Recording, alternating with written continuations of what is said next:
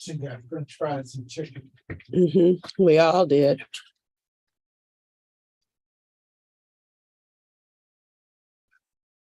What drinks did you? Motion detected at your front door. I didn't. I She got got French fries and chicken. 3 drinks. They're all tea. We all did. They're all tea. Uh-huh. What drinks did you? Motion detected at your front door. I didn't. I She got got French fries and chicken. 3 drinks. They're all tea. We all did. Tea. Uh-huh. What drinks did you? Motion detected at your front door. I didn't. I She got got French fries and chicken. 3 drinks. They're all tea. We all did. Tea. Uh-huh. What drinks did you? Motion detected at Why is your that front door. repeating? didn't. I got French fries and chicken. 3 drinks. They're all tea. We all did. Tea. Uh-huh. What drinks did you? Motion detected at your that front door. repeating? I got French fries and chicken. 3 drinks. They're all tea. We all did. Uh-huh. What drinks did you? Motion detected at your front door. I got French fries and chicken. 3 drinks. They're all tea. We all did. Uh-huh. What drinks did you? Motion detected at your front door.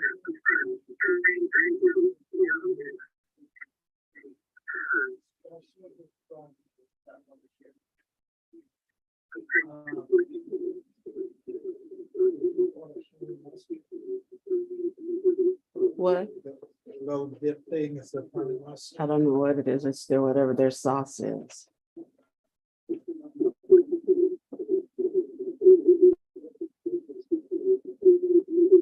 What? Little dip thing is a funny mustard. I don't know what it is. It's still whatever their sauce is.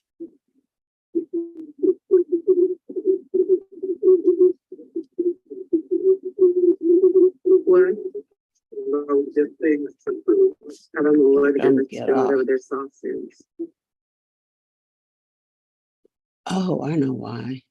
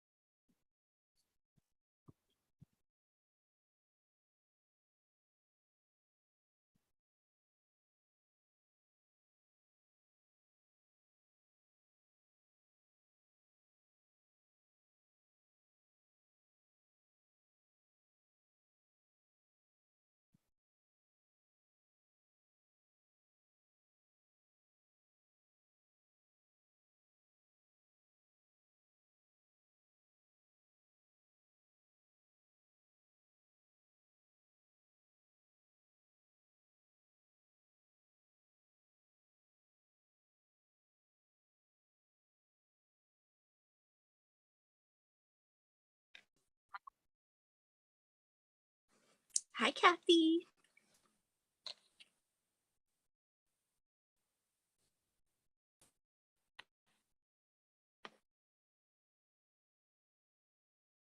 Kathy, you're on mute.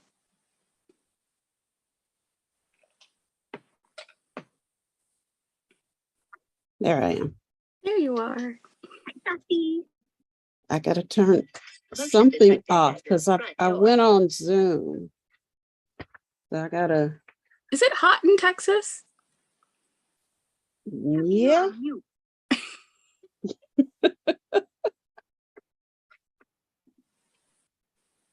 There I am. There you are. Kathy. Now see, I can gotta only turn have one something off because I went sound. on Zoom. I'm getting double sounds. So I gotta. Is it hot in Texas?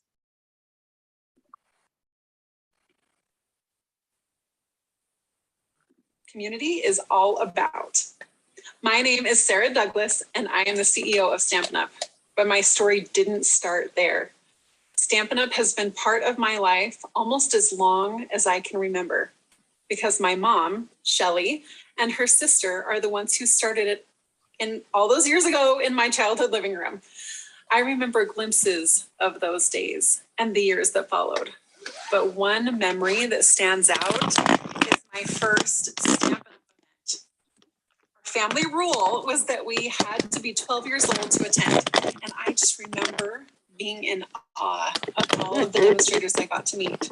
They were so kind to me and included me in their conversations and crafting. They made me feel so special as a young girl. We even line danced together at one of the parties. It was so fun. Now that feeling stuck with me, and it's why I do what I do today. I want everyone that comes in contact with our StampinUp community to feel included and as special as I felt as a preteen girl. I didn't mention the stamping and creativity in that story, but of course I love that too. And I'm assuming you do as well. Before we dive into stamping, I wanted to share a little more about how the event will go so you know what to expect. We plan to be with you for about 3 hours. But don't worry, we'll have some breaks where you can stretch your legs, grab a snack, or clean up your crafting space. There will be several stamping presentations, 3 of which are part of our craft along activities, and we'll use the products we offered before the event. So you may want to grab those products so you're ready to go. If you don't have those items, don't worry. Just use some products you have and make it your own, or just have fun watching. We'll also spend part of our time today showcasing a product that hasn't been released yet. I love sneak peeks. Hope you do too. And be sure to stick around until the end because I have some exciting things to share. So, are you ready to start with our first project? I know I am. I'm excited to kick things off by showcasing our cottage rose bundle with my mom and co-founder, Shelly Gardner. We'll see you in just a minute at our crafting table. Yeah. I can't get on. You can't get on. Uh-uh. Can't find it.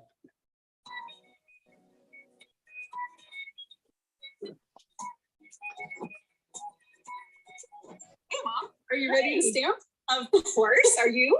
I am. I am so excited about this card, and that we have friends joining us as well from everywhere. Isn't that fun? I love that. World Card Making Day. World. So fun. And we have a couple of different sizes that we'll show you. We've got our A2 and A4. So wherever you are in the world, you can adapt that. Measurements are listed on your sheet as well. And it looks great on both card sizes. It does. Sometimes the The composition isn't quite the same. but it looks almost, in fact, I had a hard time until I put them next to each other. Showing the difference. Yeah. I think it's because that same centerpiece. And we love that this card kind of melds our 2 styles as well. A little layering, But simple enough for me, since I'm a simple stamper. Okay, should we talk about the products first, Okay, right? The bundle. Which is the bundle? It is the Cottage Rose bundle. This is in the annual catalog on page 57. If you have a catalog, this is where it is. So this isn't necessarily new, but maybe this is a new way to use it. Love the detailed florals and the script and a more formal type. So it's kind of a mix, more playful. And I love the coordinating dies. You've got one here that coordinates with the designer series paper that goes with the suite. So Not the bundle, but with the suite. Yeah. So if you have this, then the DSP may be a great option for you. And open dies, of course, that go with the the stamps, we're going to use this one, right, Mom? And then And- these 3 detailed ones. Okay, so you need the 1 flower, the 2, and then the leaves. Hey, That's Al, the side. could you bring me the piece of paper that's on the laser Yeah. printer, please? You'll have the bundle. What else do you need? You need a crumb cake ink pad, a memento It's a piece of paper on the laser printer. using The blends. blends. And you want the blends to be used with Memento, and you'll see why. It just keeps the ink from bleeding. These inks interact well with each other so that the ink doesn't bleed. And we're going to use blends with crumb cake as well, but it's okay that that bleeds a little bit because They're it's the the same same color. color. Yeah. So we've got crumb cake, the dark and the light. We have the Flirty flamingo. flamingo. Thank you. So saffron, gold olive, and mint macaron. So those are our colors. Beautiful color combination. And our adhesives here, we have mini glue dots as well as the dimensionals, and we'll be using both. And we have our iridescent pearl basic jewels. Which we're going to color. Wow. Stay tuned. So, okay. Oh, and we need Basic white, white. basic white, crumb cake, and so So saffron. saffron cardstock. Now, normally we would pre-cut our cardstock, but we're not because we're stamping with you. Yeah, I was very tempted to cheat a little bit. Well, we're kind of cheating because we're stamping We're just, together. we're having fun. And we hope that you will have fun as well. Because we're making one card, we decided that we would each make one, but we would go through maybe each one of the steps and we'll help each other out along the way. So if you're stamping with friends, feel free to do the same. If you're by yourself and you have these supplies, then go ahead and stamp along with us. And if you don't have the supplies and you just want to chill and hang out, You get to watch it twice. that's okay too. Okay, should we start with Okay, our let's get your first trimmer. Our first step? Mom, will you let me know what the first step is? The first step is to cut a piece of basic white cardstock in half, which is So- five, Mhm. which is 5.5 By 8.5. by 8.5. Yes. And if you're metric, 14 by 21.6. So it's pretty much half of your sheet of cardstock is that first. And one of those Cut. pieces you will score. Oh, Can we thanks do for that right reminding now? I me. think you can do it right Yes. now. You know, we don't usually follow instructions. Well, I know you're shocked. We're But going we're to gonna try. There you go. Yes. Heavy on the try. So here's the tip. When you are cutting, use the darker blade. And when you're scoring, use the lighter. Then you Which won't is- get them mixed up. So cool because I did not know that. I have to like check every time. Like I put You my didn't notice? I didn't. I would put my finger underneath and hope I didn't cut my finger because I would just gently touch So it. just Trial by- experiential, yeah. yeah, silly. So I've got my card base and then I'm going to use the other part of my cardstock. And that will be 4 inches by 5.25 Okay. or 9 by 14.2 centimeters. That will be That's that next layer of the card, on top right? of the card base.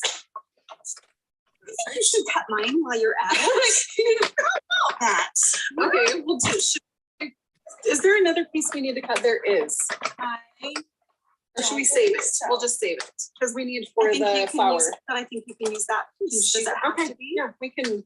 I think Again. it does say, no, let's follow the instructions and stamp the flower on Should we cut it? 4x4. Okay, I can cut the. And maybe the 4x4 is to allow for both of them to go through the machine at the same time. Yeah. Maybe. Probably. Somebody was really thoughtful about this. So. And we're let's follow following instructions just like you. Okay, so we have our 3 pieces of basic white. Do you want me to do the same thing then, or do you want to do it for me? Oh no, I totally think you should cut your own. Okay. We'll switch. Okay. And you, so it's 5.5 by 8.5, so just a half sheet or 14 by 21.6 centimeters and score. And I think I already heard this. But this is a reminder. It is right? nice to be reminded. 4.25.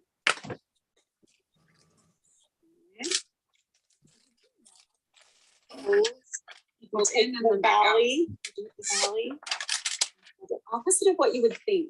Now, someone told me to go ahead and crease for the valley, but then fold it back to the mountain. Does that make sense? Just a tip or a trick. And how big is this one? Your Did you say card, the next layer up Yes. is 4 by 5.25 or 9.8 by 14.2 centimeters. Okay. So you got that? I I'm so sorry. 5 1/4. Should I go that way? Yeah, that'll be easier. 5 1/4. No way. 5 4.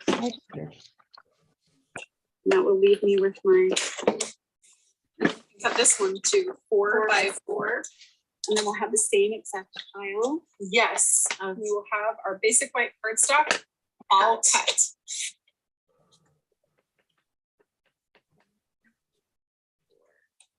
All these measurements. Don't you think measurements are the hard part? I think once you get that done, then the fun can begin, right? So true. Okay. I'll take Off the to the side. I don't have so saffron. Stamp the You leaves, and don't? that's the next Oh, I don't have the cottage rose suite, so but on that next improvise. layer. So you've I got your will. base, your next largest layer, and then your 4 by 4. So we're gonna stamp the leaves on this one right here in crumb cake, Yes. right? Now, the tip here is that you're creating kind of a focal point with the card. So you want your leaves to maybe come out the top, out the bottom left side, and then maybe straight down more to the right. And it does not have to be perfect because it is more organic. And since when is life perfect, right? Never. It's never perfect. And stamping isn't either, and that's the point. Even though we have some of us that are, I have that one. I have cottage reed. You look over at me, right? hey, I like to have things precise too. Do you want- Well, Okay. or I'm using happiness It's up abounds. to you. go ahead and stamp mine. I will totally let you do that. And everyone at home, your lead. So they got to watch me do it once. Yep. And what if you wanted to stamp it differently? You could. Oh, well, you didn't get to because I did it. No, I love that. I think it's great. I just mean there's no right No. or wrong way to stamp your leaves. How many of you alter samples or instructions, and how many of you stick right to the plan? You know, like I think, I mean, it's just look at pictures and think, "Yeah, that looks do you like-" not read the instructions? I have a really hard time. with I don't very instructions. often either. Measurements, Unless it's- though, Unless it's building something, then I will take the time.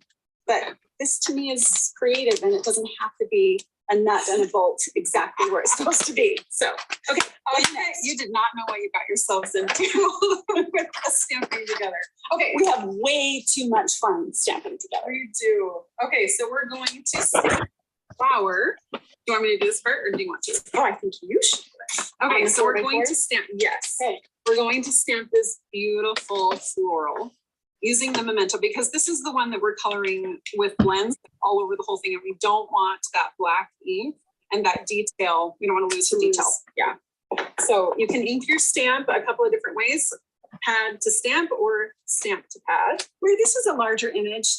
It is a little bit I mean, easier. the leaves I stamped into the pad, but this is larger. I definitely would be taking pad to stamp. Want me to stamp yours Yes, too? ma'am. Okay, so go ahead and stamp yours with me as well. Oh, look. Oh, I did. You both did it ways. both ways and it's fine. It's gonna be great. Okay, so we both have our flowers. We need to trim some more. We do need to trim. Let's see. Cardstock. Which ones? So we need to trim the So Saffron. Okay.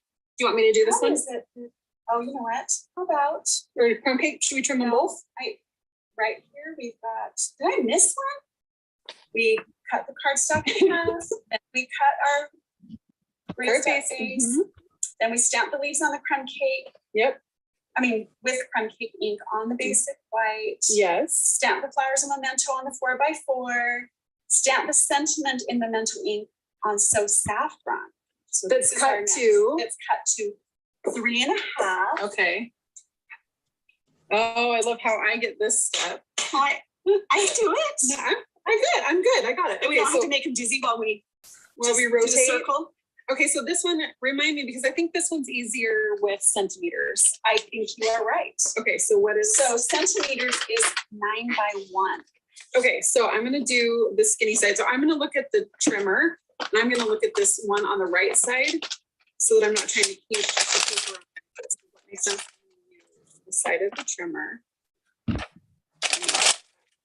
Centimeter. By 9 centimeters or 3.5. 3.5 by 3/8 inch. Wait, what? Oh, 3.5 by 3/8. Got it. 3.5. And can cut line, yes, ma'am. Yes. So that's what they're doing. They're cutting theirs. Really what you just need is a little word strip. Now, if you're uncomfortable, like you're like, oh my gosh, my words are not going to be straight, then you can cut that afterwards as well. Sometimes I do that. Sometimes I just stamp the sentiment I do and both trim ways. around it. Fun tip or trick, as we like to say. Okay, do we have, oh, and we need Okay, to cut the so front page too. now we're going to use Or should I stamp? the Stamp and Cut emboss machine. No, I have to stamp And we this. have to cut the flowers. I have to stamp this first. Oh, wait, yeah, you're right. You do. And it's right here. So here's another tip when you're putting your stamps, especially your rubber stamps on your block, and you can't see directly through them like a photopolymer stamp. I just line up the bottom part of my words on a straight line or a grid. And sometimes it takes a couple of times. Yeah, and that way it's lined up on the bottom, and then I can lay my block down straight so that when I stamp my words, then it should Do you ever be- try it on here just to make sure? Oh yeah, I can. Do you want me to? I don't know. It's a good, I think we can totally, oh, pretty dang good. Yeah. Very Nice. good. And you can stamp that for me too. You don't want to? They're there. Right here. Perfect. Stamp both. Have you stamped your happy birthday? Right. I had to like take a breath for that one. Hey, I love this card. So the round cake, you need your trimmer back. Okay, I can perfect. grab it for you. Do you want to do this? Sure. Okay. Switch. I think it's 3 inches by 4 inches. Will you double check me? Yes. Let's see. Gotta make sure. Are you following your instructions? This is a good test. I'm 3 by 4. Okay. Yep, or 7.5 by 10 centimeters.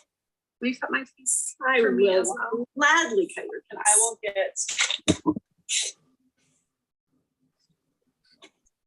Stampin' Cut and Emboss machine ready to go, because I think that That's that's next. is the next step.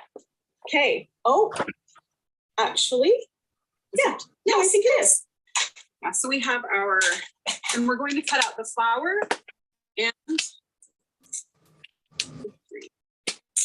Okay, so I line this piece up.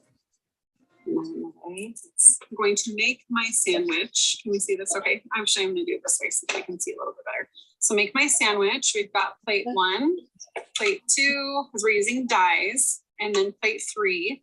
And I can line up my dies on this piece right here. And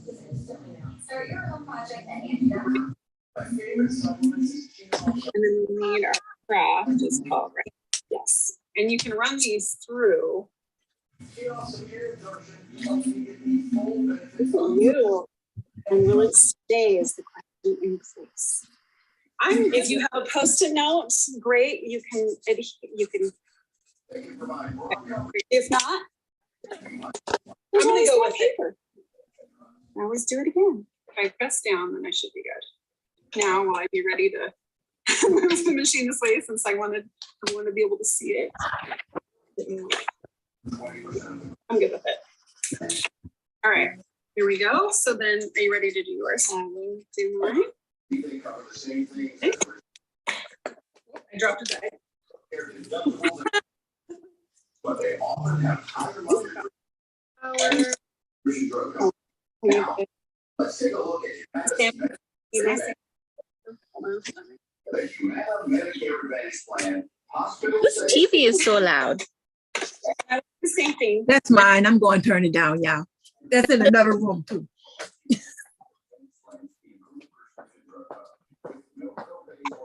Concentration. Are your screens for the video small? My screen for the video is if you press on, there's like a little thing that has 4 arrows pointing this way and this way. That's okay. That's what It'll make it big. with you is all about. Oh, wait a minute. Oops. I have to get new ones. Snips are like They're a multi-purpose tool. Well, I'm And I trying. love Yeah. Not going anywhere. And Do you have a The tip for keeping Vimeo, board dies? Vimeo. I'm Yes. actually too lazy to use a Post-it note or washi tape. I just wing it, and if it doesn't work, then I roll it again. I take the chance. And we're moving our grid papers around a little bit. This They're is not gonna what be- happens when I'm not going to be straight. I don't Oh, have space. here we go. You can take that. Mine won't go bigger. I said I'm back. Oh.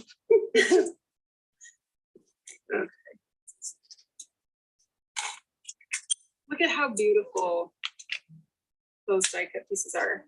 Now, it might take a second to pop out all the details. And if it doesn't all come out, that's totally okay. You know what? Because Some of my projects, I leave them in because I'm either too frustrated to get it all out, and it adds texture. I like Really? the texture. I actually do it intentionally. I hope that I sometimes might they don't need all come out. this as well. Okay. Thank you. Mhm. You can also use. What's that tool? Take your pick. Yes. Oh, look at that. We said that at the same time. Thanks. Yeah. It will I'll not tell you go the ones that don't want to come out are the little tiny, what do you call those things? The little centers of the flowers. I just think this adds beautiful texture and color to the card. You're not gonna get too worked up either. I think it's pretty. Not getting every piece out. Actually, I think I like mine in the middle. Now, okay. I had to pick that Vimeo, whatever. Okay, that- so I'm gonna ask you a question. Yes. Would you rather stamp alone or with people? That depends because I Ah. have more fun when I'm stamping with people because Because we have more fun. I mean, yeah. But I am more productive when I'm stamping alone. Well, and let's talk about whether you're productive or not. Sometimes it's just late at night that I Timing. finally have the time. And so Are you can't- late night stampers? Daytime stampers? When do you do most of your stamping? We'd love to know. put it in the comments? Yeah, because I love both. I tend to visit more, to your point. Well, yeah, when Less you're with productive. people, then you're talking and you're having fun. Yeah. And so, oh my gosh, I love this. Okay, we've got all of our Okay, parts and pieces. so what's next? Okay, so we have cut those. And now we get to use Do we get to color? our blends. Yay. Yes, and I love to color. I just think it's peaceful. It's relaxing. It's like I don't really have to think about it too much.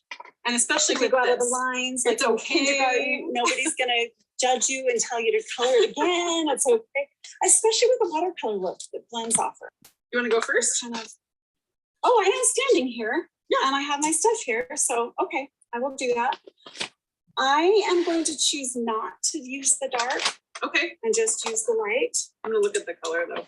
Is it too dark? It's pretty dark. I think I'm gonna let Go with the light. I'm just gonna go with the light. The instructions might say otherwise. I I don't don't know. think the instructions say. I think you are You get to do totally whatever you want. free to have creative license with your florals. And you can tell I'm super messy, but You almost just want like the base of the leaf to have a little bit more depth. So we're not even coloring the whole leaf. It's just to create that darker area in the bottom of the it's leaf. just a few of the veins, Mhm. at least. And when you're coloring in front of people, that can be intimidating. So it's like tying a bow in front of a group and you somehow just fumble and can't seem to do it. I think that's how it is with coloring in front of people. So you're gonna color yours? Yes, will you Oh. hand me my, There you go. I'm gonna do the light too, right?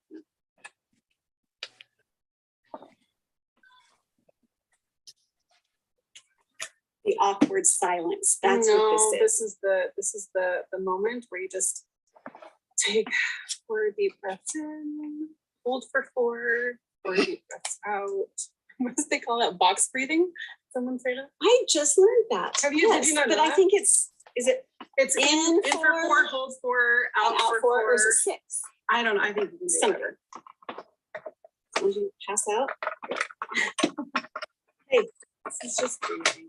While you're finishing your your leaves. I'm gonna start on the flower. I'm gonna start with the darker 30 and you'll notice I'm not getting super, I'm just giving a little bit of line, a little bit of dark line. So do you start at the center and go out? I do. I don't know if there's a right or wrong. I don't think it matters. So do you always start with dark? I do. Okay. I imagine other people maybe don't, but I always start with dark and then move into light. What do you do? We're on YouTube. Depends on what I'm doing. But We're I on think what YouTube. Oh, is that they're meant to saturate the cardstock. And so it's okay if you go over them and over it again, right? Because get the then blending. to get the blending. And it shows on the back of your cardstock. And that's okay because you've used a memento pad, it's not going to bleed, and you're using the light and dark to create that really beautiful blend. Now in this case, we're not blending a ton because we like the variation in color, but you can totally color however you would like to. Yeah, I'm using the light right now. Did you already do the dark? No, I was Am I gonna- doing the dark? No, that's the light. Why are you using light? So you can do the dark. Oh, okay, While I'm doing the light. I was enjoying the moment. Watching somebody else. It is kind of mesmerizing. There's It no is. question. I love to watch people color. I like to watch people do a lot of things. Is that I'm not doing it. Somebody else is. It's just that it's different every time. So no two flowers are going to look exactly the same, right? Right. Yeah, whether it's Or you color yeah, it. it doesn't matter. Okay, so I'm going to move on to my saffron while Sarah's still working on her. So are you using dark as well? And are you going to go off of the light pink, or where are you I'm using the going dark? to use the dark, just more on just the darker, what do you call it? The lines. Like the shading? The shading lines. And then I'll come back in and fill in.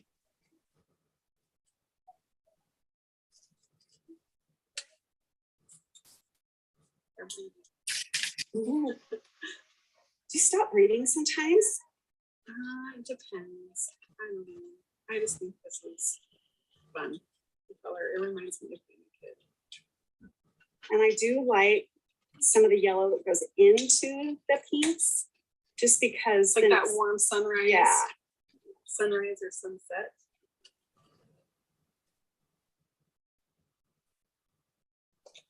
and then I'll move to the- So is the back of is it going through the Is it back? I was starting gonna to? show everybody. Oh yeah, Yes, it see, is. That's what you want. So just make sure that you're coloring on a piece of scratch paper, grid paper, and not Not your nice your kitchen nice wood table. Ask us how we know that. Or maybe don't Or ask don't us. ask, yeah. Okay. Yours looks pretty, Mom. Oh, Love it. I think yours looks pretty too. Thank you. And here's what's nice, as Sarah said earlier, you can come back with the same colors until you get it Can just the add way you some. want. It doesn't do what typical markers do to paper. I think that's what I love about alcohol markers is that you can kind of blend and go over them as much as you would like. And I love the messy part of it all. I don't feel like I have Oh wait, to be this one? Yep, dark. okay. Right. How's Oh, it going? Did you do your green yet? I didn't do my little flowers looking up the side either. Didn't do that. Did you do it with white or dark? Whatever color I have in my hand. How's that? I don't know. I think it's light. I've got dark. I did mine with dark. So There you go. any way you And- want to color your flowers is okay. Okay. Did you do your green? I haven't. Oh, I gotta do my yellow. Okay, so I'll do the green. I'll do the darker first. Hopefully you're having a grand time coloring in your flower and these. Again, messy is good. And I'm just doing a little bit of the darker old olive first, and then coming back and filling in a tiny bit to blend. And I think the thing that's so awesome about these leaves is that you expect them to be all in the greens, But guess what? And when I say greens, I mean old olive. Recording in To add progress. the mint. It's like the sauce that you need. It's this flour. Truly. I'm a baking. What's this? I'm following you. Are you on the mint? I'm actually in the dark mint. I don't even know that I will need to do I think I'm gonna just do the the white. light. Yeah. So I'm doing the dark and you're doing the light? No, I'm still Oh. on. I'm still on the white olive. Okay. Yeah, I'll do a tiny bit of the light. Why not add some more color? But I think this is my favorite. There I you think go. that just adds like this. It's unexpected. It's unexpected. And I'm so very happy. It turned out so nice. Beautiful. So Mom, I got to talk a little bit about one of my first memories of Stampin' Up. Do you have a memory that you would want to share as we kind of put these cards together?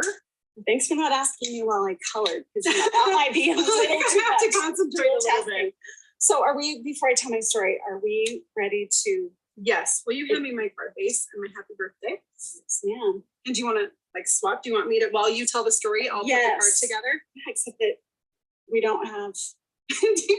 Our own stuff. Do you care Yeah. if I put your card together? You can put mine. No, that's true. We could totally do that. Here. Okay. Okay. Swoop. Okay. So you can tell your story while everyone watches and I put the card base together. I'm going to use dimensionals and glue dots so that I can use it on the finer pieces. So while you tell your story, I'll put the card together and then you can follow. Okay. So probably one of my favorite stories. I have a couple. That first of all, the question I get asked all the time is, why did we start Stampin' Up? And at the time, this has been almost 35 years ago. And I know, are you that old? You were I'm that old. like old enough to know. She helped in the office, which was our living room. And I think back at the reason why, and that is because I needed a social outlet. I had 4 girls at home, and I was, you need to pass those over and I'll do a task. There you go. Okay, when you're done, are you done? Yeah, I'm totally done. Okay. So for me, it was social. I needed a little social outlet. And for my sister, she was newer married and needed a little extra income. Not that we couldn't use it too. We were new, Young kids, we were and young, family. we didn't. So for me, it was social. And I look back and that is still my favorite reason for being a part of Stampin' Up is the social, the people I get to meet. I don't even think it would matter where I went for any event, an incentive trip or a Stampin' Up gathering. It doesn't really matter where I am, it's who I'm with. And that's the reason why we started Stampin' Up. For me, it was to meet It people. was all the people. And I think that that's kind of why I feel the way that I do, was because the way that I felt around our Stampin' Up demonstrators. Okay, so I've put this little stem on the side and the double flower at the bottom. And then I'm just put this over the top because I want the little leaves to kind of tuck behind there. Now, I think what I'm gonna do is put this on. And then are you gonna tuck I'm gonna after? tuck in. Does that sound fair? Mhm. Yeah. That way, you can do it either way and you're gonna be safe. And dots. How are you going? Okay, so when you have a narrower sentiment, one of the tips that I like to share is to use all of your dimensionals. Use the whole sheet. And so when your little honeycomb is gone, then don't forget to use the narrow parts on the side because they're perfect for little word strips like this. I cut one for you too. What do you need? No, I just was looking at where they're supposed to be. Ish. Ish. There is not. There's one not size a wrong, right, not a wrong way. Birthday, I want it And you know what? I forgot to color the jewels. Oh, I did too. See, we veered from the directions because that's what happens when you start stamping and you're just talking. So we've got our dark flirty flamingo. Do you want me to color some for you, Mom? Yes, ma'am. How many would you like? 6 or 7, maybe. Do 5. So 1, 2, 3, 4, 5, 6, 7. Okay, so what's cool about the blends is that you can use them on non-porous surfaces and they'll dry and you still get the color, the benefit of the color. Just need it to dry. Okay, should be good. Ready? I am ready. Jules, ready? These are looking pretty good. Give me a high five. I'm happy. I love yours. I love mine. And I'm sure we would love yours if we were with you. Hopefully you love it too. And maybe you made 2 in the time that it took us to make 2. Shocking. Because you should make 2, right? One Yes. for you and one to send. 1 to send. All right. Ooh. Voila. Okay. Yeah. What do you think? I do love the coloring. Well, it's so relaxing and there's no, you can go out of the lines and nobody's gonna judge you. Isn't that nice? One of the few times in life you're not judged. So let's look at, you want to bring your card over here? Look at our 2 cards. And they're pretty close to the Pretty master that was similar. designed for the event. We hope you had fun putting your cards together, or maybe just hanging out with us and watching us stamp. Maybe you learned something new. But we think you probably need maybe a 5-minute break. So Yes. we're gonna take a break right now. Enjoy and take care.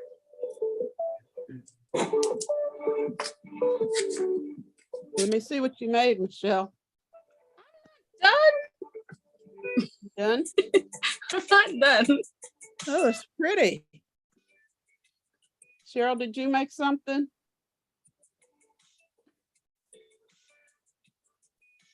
Cheryl, did you make something? I'm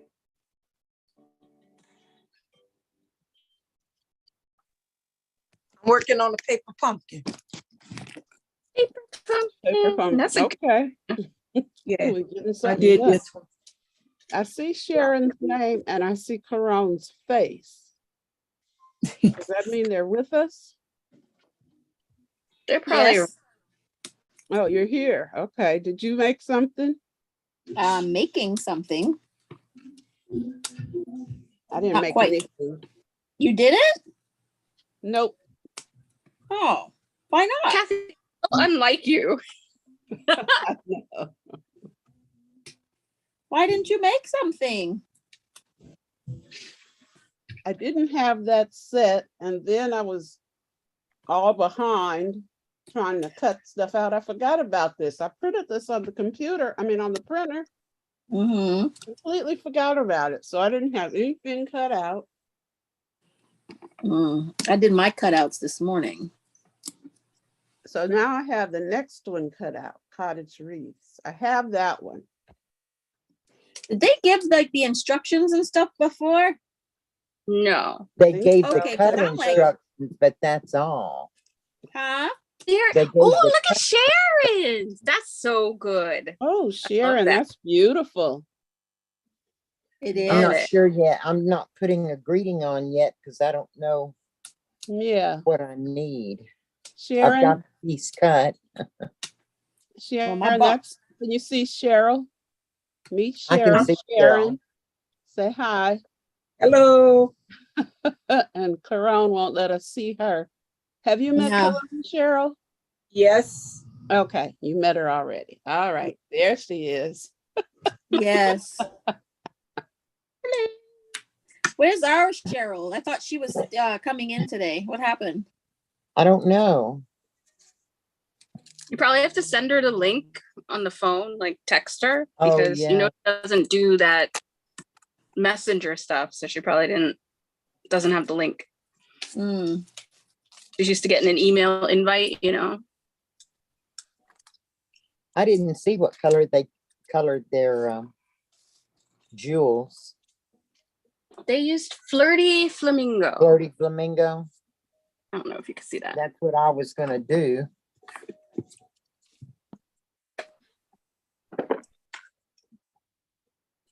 Oops. I actually snuck and watched this early this morning when they played it in Europe. Uh-huh. And I saw Oh, you all the cheated? Yeah, and I want everything that's coming out. Oh, really? There's a whole new collection. It's beautiful. I want it. There's the birthday organizer you guys probably saw already. Yeah. Yep, I'm wanting that. And free shipping on October The 4th. 4th. Yeah. Yes. Woot woot, free shipping. Yay. I know. Free would shipping you- equals more goodies we can buy. I know, right? I'm like, how come they don't get that, you know? Or maybe they do, and it's just like, hey, so bad, so sad, so bad. Yeah. Do you know how much shipping costs these days, people? I tell Mhm. you. An arm and a leg. Mhm. I'm trying. Oops. Blue dots are sticking to me and not to the paper.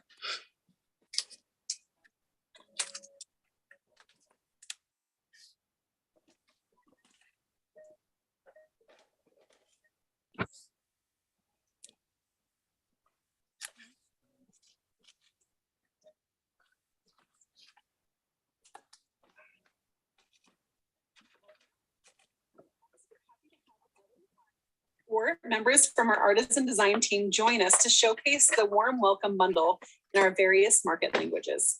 Fun fact about this bundle, Jenny Polly, one of our demonstrators, helped design it as part of her 1 million career to date sales achievement. Pretty cool. Or members from our artisan design team join us to showcase the warm welcome bundle in our various market languages. Hey everybody, I'm Melody Hyde. I'm the concept art manager here at StampinUp. And for those of you who don't know, concept art is the group of creatives who make all the projects you get to see in our catalogs. And I've also been a demonstrator for 16 years, so I kind of like it here. One of my favorite things about my job is just getting to be creative, and hopefully we're inspiring you to be creative as well. For those of you who don't know, we've got the warm welcome bundle that we're featuring today. It's a super cute bundle that's all about the fun life events that happen in our front door.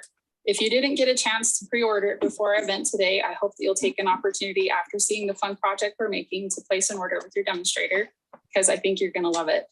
It's a photopolymer stamp set, and it has some coordinating dies that help you build really fun and cute projects all about your front door. So before we get started on today's project, I'm actually going to make this twice. I would appreciate it if you just maybe watch me the first go around, and then we'll walk through the steps together and craft together. So before you get started, and before I get started, let's talk about the supplies. Very pretty, Michelle. 3 different colors of cardstock. Oh, yeah. Yes. Basic white and fresh freesia. You'll also need the bundle, of course. This makes sense, doesn't it? Dampen the dies. You'll need your fresh freesia ink pad, your mint macaron ink pad, memento ink pad. You'll also need the bundle, blending brushes, some linen thread, and your pearls. So let's get started by cutting down our cardstock to the pieces that we're going to need. I'm going to cut my card base first. So I'm going to cut my fresh freesia. I've got the measurements written here for quick reference. That's what So I'm using an A2 piece of cardstock, but if you're in one of our other markets and you're using A4, you should be fine still. Everyone's cutting a 5" by 7" piece of cardstock, or 12.6 by 17.7 centimeters if you're using the metric system. An A2 piece of cardstock. About 5 inches there, and then I'm going to cut 7 inches the other direction. Let me extend the ruler. There we go. A little stiff. The fun of using new products out of the box. Okay, so then I'm cutting it 7 inches. I'm going to keep this scrap of the fresh freesia. We're going to have a little die cut heart that we're going to need that for later. And then I'm going to score at 3.5 inches here or that's 8.9 centimeters. And I'm going to put that aside for a second. So we're done with that piece. Next, we're going to cut our basic white, and we've got a couple of pieces that we're cutting there. The first one is our 3 1/4 by 4 1/4, and I don't need this ruler anymore. We can close that. Okay. So again, with an A2 piece of cardstock, I'm going to cut lengthwise because that's 4 1/4, which is 8.2 centimeters. And then 3 1/4, which is 10.7 centimeters. You're actually going to cut 2 of these. Oh, it didn't say cut 2. 1 and 2. Trying to trick you. And then we need the second piece as well. So 1 1/4. So I'm gonna cut another one out. One is just scrap for you to die cut the door. 2.5 inches. Oh, well, I can handle that. Okay, and then our last piece is our mint macaron, which is for our sentiment. So I'm just going to cut 2.5 inches, which is 6.2 centimeters, and then 1/2 inch, or 1.3 centimeters.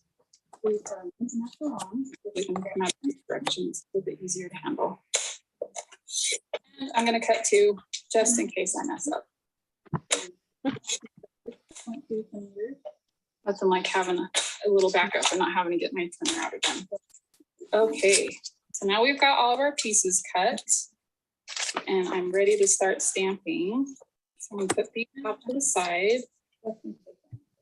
And this is our big door image. It fits on an E-block, but it's a little bit floppy. So if you pull this out and mounted it on your block already, you might already be familiar with a couple of tips on how to get that done appropriately. So it will come in on your photopolymer acetate sheets like this, and you pull that off. You might notice how kind of floppy it is. Sometimes when we have dies that coordinate with these kinds of stamps, it can be a little bit difficult to get our stamp to line up with your die. So my tip for you is to take a scrap piece of basic white and take your die that's going to cut out that door. So that's this one here. And just run that through your machine to create a template so that you know exactly where that die is going to cut it out. Then place your stamp inside that die cut template. And where you're really going to want to pay attention is on this side of the door. Make sure that it's going to be straight. And you can stick it to your grid paper a little bit if you want to. And then you press your block right to that, and it mounts your stamp on your block. So we're going to take one of our big pieces of basic white. We're going to ink our stamp with mint macaron. And you just press the block right into that, and on our paper. Uh-oh, Corone got kicked off the Zoom. She can't rejoin. With our blanks and our ink pad, and bring my macaron down here. So with our blending brushes, this picks up the very lightly swirl the bristles of your brush onto your ink pad. You want to hold on to it with your opposite hand. When you're using your blending brushes, if you just pick up your ink and then you go right onto your project, you might get harsh contact points. I like to start off of my project on my grid paper and then onto my. I'll start over here a little bit just to soften that contact point, and then just blend right on top of my project. Your ink and then you go right onto your project. You might get a harsh contact point. A little bit more ink off my project on my grid paper, and you can just keep going, layering on the ink until it gets as dark as you want it to be. So that looks pretty good for the mint. Close up my ink pad. I don't want to accidentally stick my finger in it or something else. Ask me how I know that that's a good idea. Lived experience. So again, with a fresh freesia, you just want to pick up your ink Start off your project a little bit and then blend your ink onto it. And it's okay if you go into the mint a little bit. Did she say she was gonna do this again? Yeah. Blend until you're happy with the color. And you don't have to worry about it being even color or anything on the inside of the door. We're going to cut that out. Be happy with where that's at. Okay, so we're going to put that aside for a second and finish stamping, coloring the other elements of our project. So next we want to stamp the sentiment and the hands holding the mug. So I'm going to use Memento ink for both of those.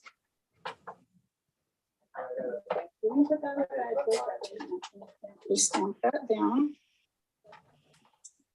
And then with our sentiment, I've got one of the pieces of mint macaron. And you might notice that I've actually got a rather large block for these smaller images. That's because I like to see clearly all around what I'm stamping.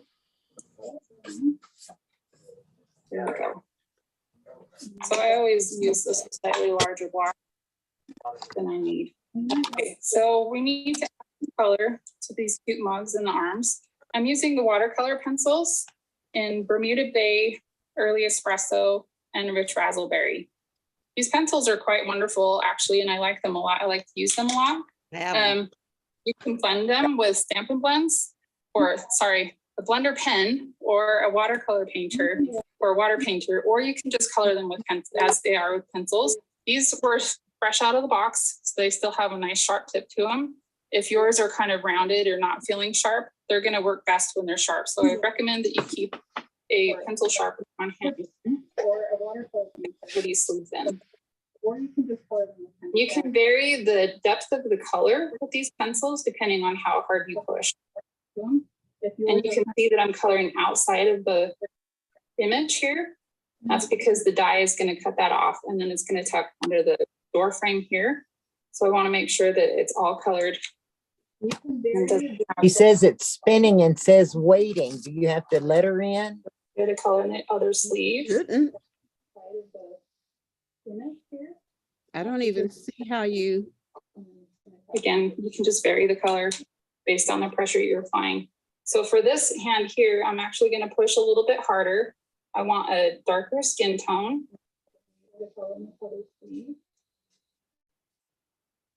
And then this hand I want a lighter skin tone, so I'm just going to push really lightly.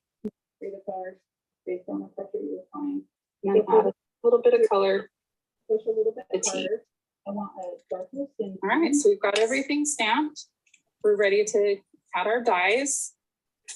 So I've got one of our door dies here. And then we need this rectangle here that will cut out the inside.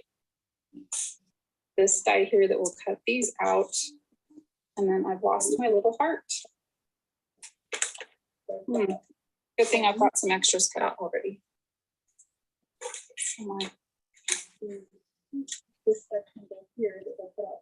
So we've got these door dies and then the die that's going to cut out the arms. And it looks like I've misplaced my heart die, but it's a good thing I came prepared with a couple of extras already die cut. So since we're going to run these two through the die machine, the Stampin' Cut and Emboss at the same time, I want to make sure that the dies are secure where I want them. So I'm going to use these mini sticky notes. I'll put it where I want it and then just put that right over the top of my die so that it stays. And then I'm going to use two for this larger one because there's two dies that are going to be run together at the same time. You can do them one at a time if you prefer, but I think it works to do too. You just need a little bit of sticky help from your sticky note friends. Okay, so I've got that lined up where I want. I'll stick that down. And I'm going to put the other one over here. You can do them one at a time if you prefer. Move these out of the way so I don't lose them again. I'll get my Stampin' Cut and Emboss machine out. Line these up right on my cutting plates. Does anybody have that warm welcome? Friends aren't so sticky. You do? Okay. Yeah. I don't. Don't be scared. This is going to crackle because these are brand new cutting plates. but it's supposed to sound like that. It's cute. It makes a door. See? Oh, okay. That's pretty good. Okay. Did you do that earlier? Door. And we've I might got have. our hands in the mug. And we can put the rest of that aside for a moment. Okay. We are ready to assemble. So we've got some adhesive that we need. I've got glue dots, The part is gonna be completely different. dimensionals, I don't have no doors. and I've got my trusty bone folder. I'm a big proponent of using your bone folder, scoring, pre-score your cardstock and use your bone folder. That will help it lay flat. Your card base lay flat when you're ready to assemble everything. So match up your corners. And then go over your crease. I do both sides, make sure that it stays flat. Then we're going to use our glue dots to stick our door down. So you can use glue dots a couple different ways. You can use your fingers or you take your pick tool. I like to just stick them my project right on top of it. Right on top of the dot and then pull it off. Of course, they say that and it wants to be complicated. This one in the corner. One more.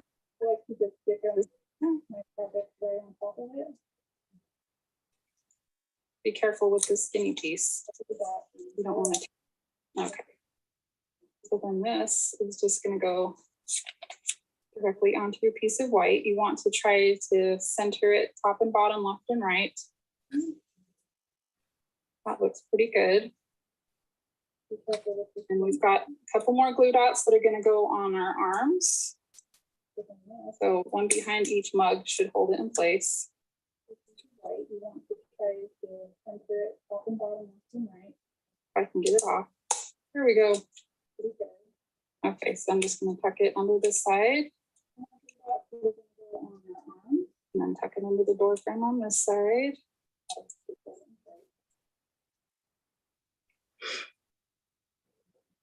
I'm gonna be right back, y'all. I'm gonna log off and come back, okay? Okay. All right. Well, I'm a professional. Okay, so then we have those cute little mugs. We're going to put some dimensionals on the back of our paper here. I like to do the corners. And then 2 in the center. And if you're feeling, love your dimensionals as much as I do. More. And pull the backings off. Dimensionals probably are my most favorite adhesive. I think it helps our projects feel really handmade and not a single layer. Really have that pop of interest, in my opinion. Okay, now we've got that down. We're going to flag the end of our sentiment here. And to do that, you just take your paper snips and you cut to the center and flip your paper over, cut to the center again. And then we'll do that on the other side as well. We're going to flag the end of our sentiment, and then we can stick that on with dimensionals. Cut to the center. Flip the paper over, cut to the center.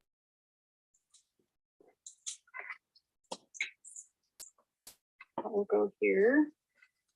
And then our finishing touch is our piece, our linen thread bow.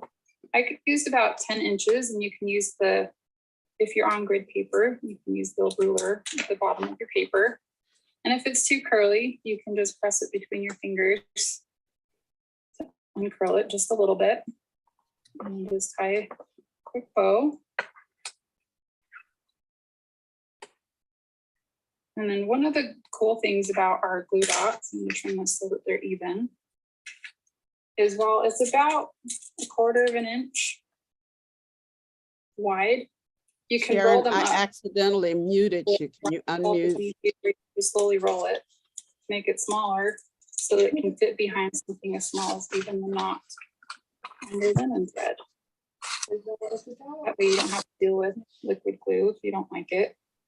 You just stick that right underneath this back component. And our last piece is our doorknob. Because who doesn't like a shiny doorknob? We'll stick that up and place that right over where the doorknob is on the image. And you're all done. All done. Oh, I'm sorry. We forgot one more thing. Those darn hearts. I'm gonna fold There's this over. Sharon. There's I lost Karan. my die and I keep forgetting it's there. So I'm just gonna put a blue dot right between the mugs. And we've got our cute little die cut heart. There you go. What do you Well, I think? didn't finish. I didn't even start. Oh, Either. Okay, so she let's said start she was going to do it again. over. And we've got You have that one? our fresh Friesian cardstock. Yeah. Once Okay, again, go ahead. She's starting. cut She's it doing it by again. 7 inches or 12.6 centimeters by 17.7. Okay, I've got to go get dressed. We've got a celebration of life to be at in just a bit. All Okay. righty. So I'm gonna miss the last one. All right. Bye-bye. We'll see y'all later, okay? Okay. Bye-bye.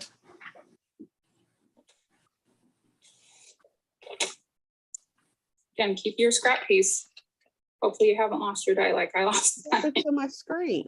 And then we're going to score at 3.5 or 8.9 centimeters.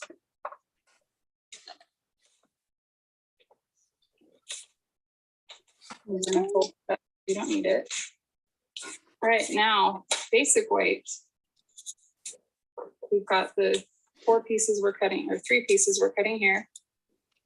So 4 1/4.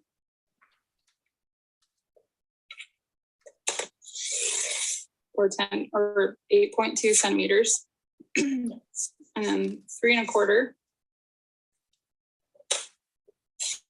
Or 10.7 centimeters. And then do the exact same cut. 3 1/4 or 10.7.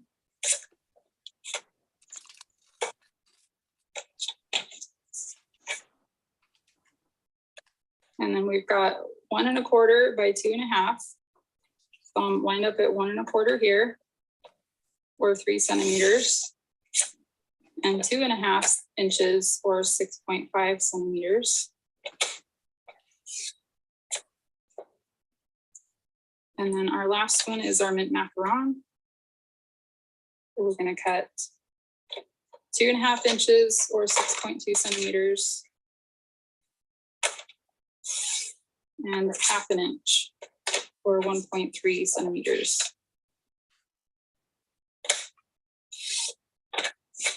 Then you can cut an extra just in case, like I did.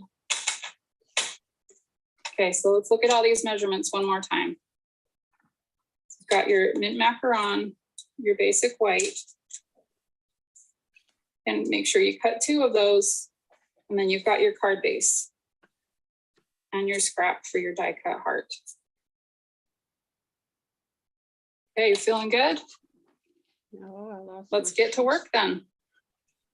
Okay, so I'm gonna move these measurements out of the way and we're gonna get stamping. So we just need the 1 piece of basic white and our door. Hopefully you got it mounted. And just ink that up. And stamp that down.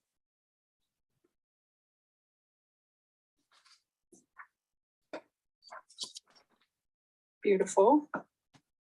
Now we're ready for our blending. I'll just leave this open and use my blending brush. You'll find over time, as you keep using your blending brushes, that it soaks up a lot of ink, which is a good thing. There can be a point where you get too much ink on there and you can just wash it with soap and dishwasher or dishwater. Goodness. Regular soap, dish soap, and water, and let it dry.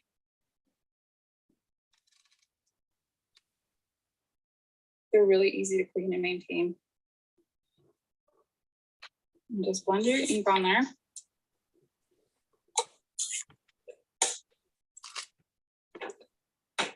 How's that going for everybody? Pretty easy to do?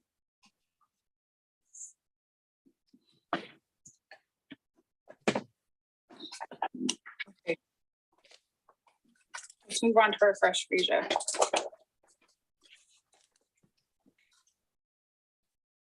So swirling to pick up the ink. Start off your project. And pull the ink onto the door, onto the paper. Again, just keep swirling. A little bit more.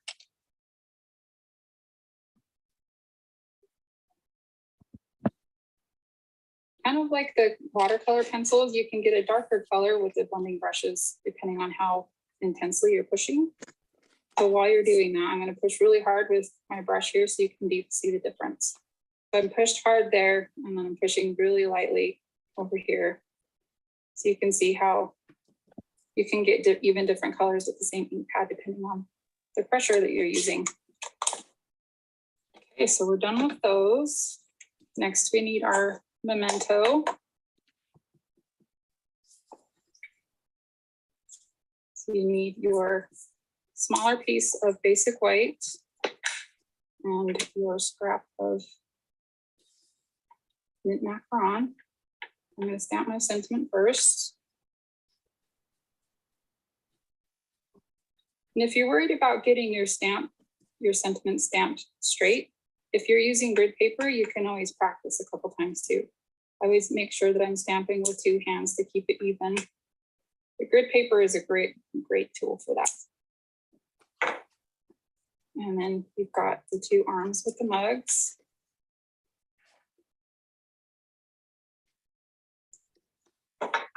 Okay.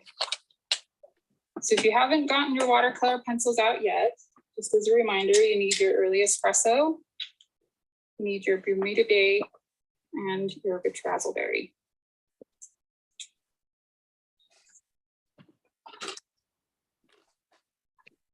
I'm going to start with my Razzleberry. Again, color the sleeve of the right arm.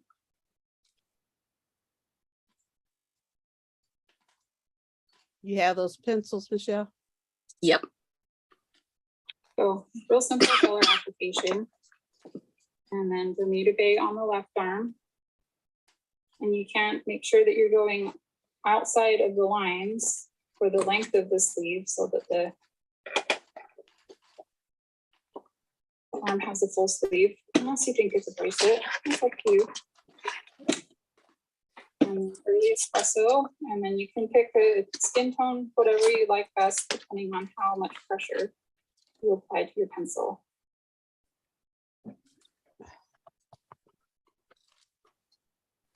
It can be different or the same. You can even pick a different color from the watercolor pencils if you want to. I just use the espresso pencil for myself. Okay. All colored? No, No. I'll give you another minute. Maybe not a minute. I'm like, wait a minute, this is too fast. Yeah, it's always too fast. That's why she did it Always. twice. Well, I'm watching. I wasn't stamping or nothing. I'm watching is watching. Ready to run. Do the Stamp and Cut and Emboss machine. Okay, now I need my sentiment. Well, this gave me an opportunity to eat my dinner. So when you're ready, line up your dies. To the outside of your door. That door is kind of cute though. With your door. I like it.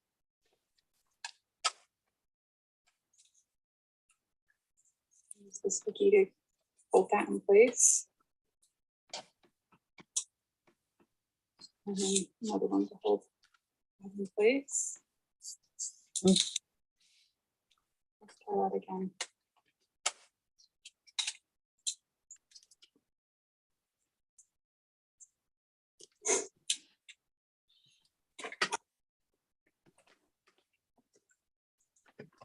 Another sticky to hold the arm dies.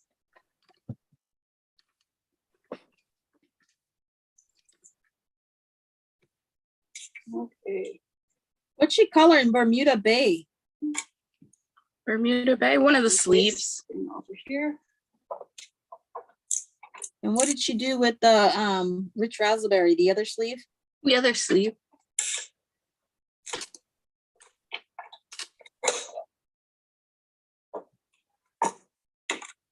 And voila. I love our die machine.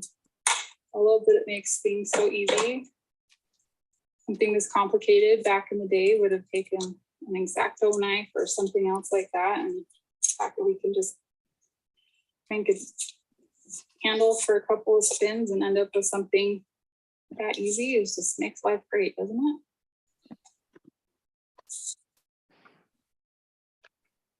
Okay, I'm just noticing that my trimmer has left a little bit of an edge on my cardstock, so I'm using my bone folder to smooth that out. So I've got my card base. I like to fold mine. So I would call this the valley. So that's where we scored it. I'm going to fold with a peak on the inside. Again, lining up the corners. Going over the crease with my bone folder so it lays nice and flat. And it goes out of the way. Y'all feeling good? No. It's actually quite easy. Get down on all the different parts and pieces. I hate to feel rushed. I swear to God, I hate to feel rushed. I thought they were doing like a good pacing this time. I thought it was cool that they did it twice. I'm actually going to go the other way this time. He did hers twice. I'm going to pick these up with my fingernails. Stick those on.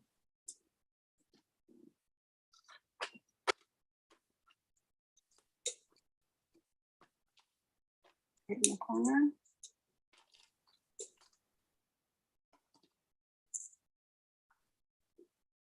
Okay, now centering that left and right, top and bottom.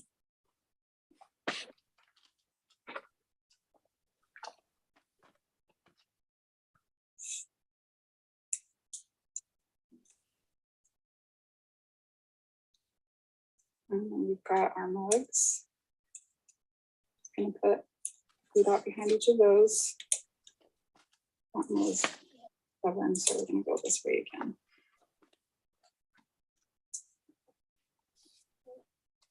And just tuck that inside the door frame. Like that door. Move those out. Go ahead and stick that down. Okay.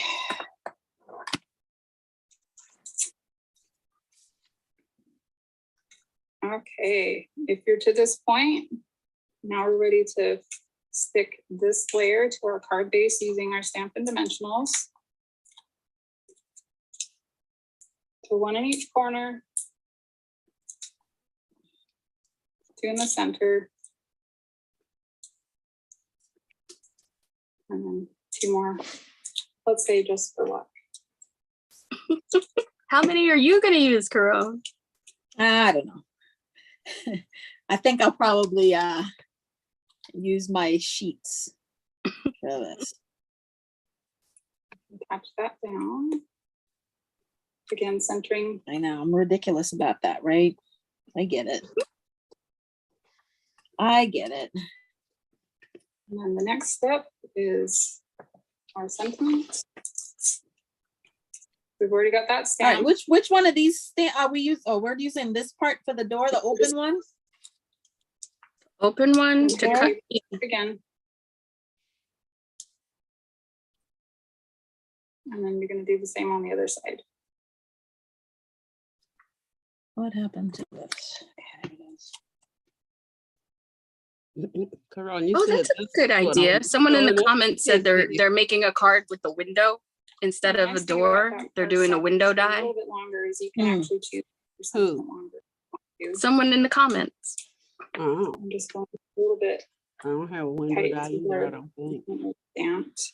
And then I'm going to grab a couple more pieces of dimensional glue behind that. My cottage wreath set isn't here yet, but I think last season they had a wreath die that wreath set that had dies They do a too. reset every year. There's not a year that goes by without a reset. That's what we're gonna do next.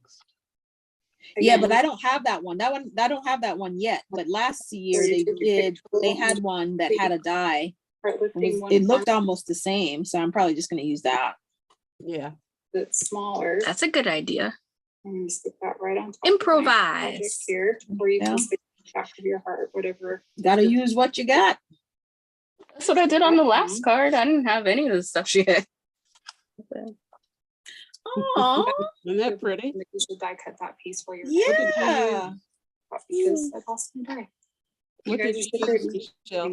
That's not the- I used the Happiness If you haven't die cut your Abounds, heart, we'll give and you then a I used the certificate for that. what is this? The Shaded Summer dies from Celebration last year. Mhm. Very nice. Cute. So once again, Well, here's Oh. mine without the gems. Oh, We I'm can't on- see you. Yeah. Yes, How pretty. that's pretty. Yeah, without the gems. Excuse me. That's not very even. Let's do it one more time. You guys excuse me if I cough. I still have bronchitis. Oh Lord, you and Michelle, y'all killing me. I know. Third time. I'm like, how many? I gotta send out get well cards to you guys like 3 times over.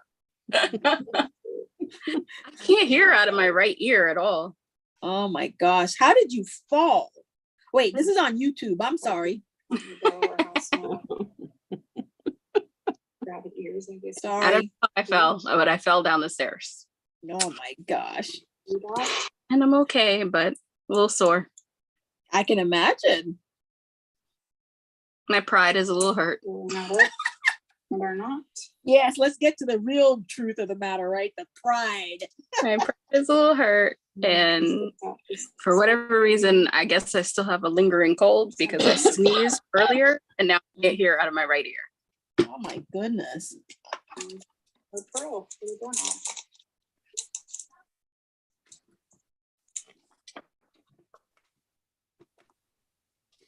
And there you go. Take this out of the way so you can see how Oh, cute this is. nice. Better in a secret Hold on, paper. did you see Michelle's card? No.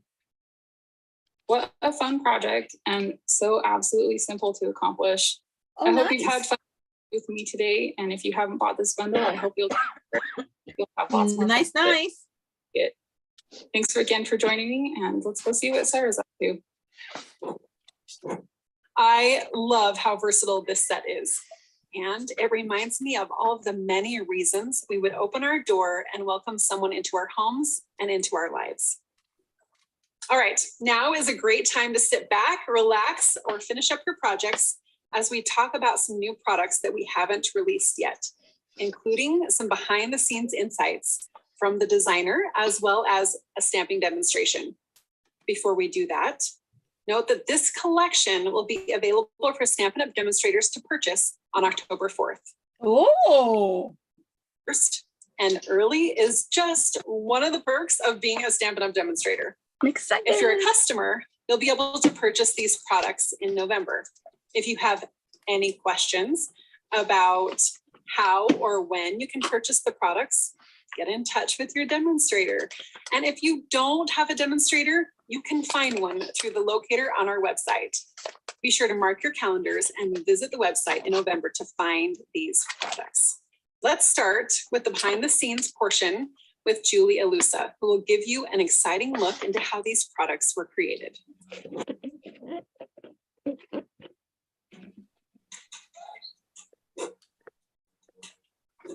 Hi, I'm Julie Alusa, and I'm a senior product designer here at Stampin' Up.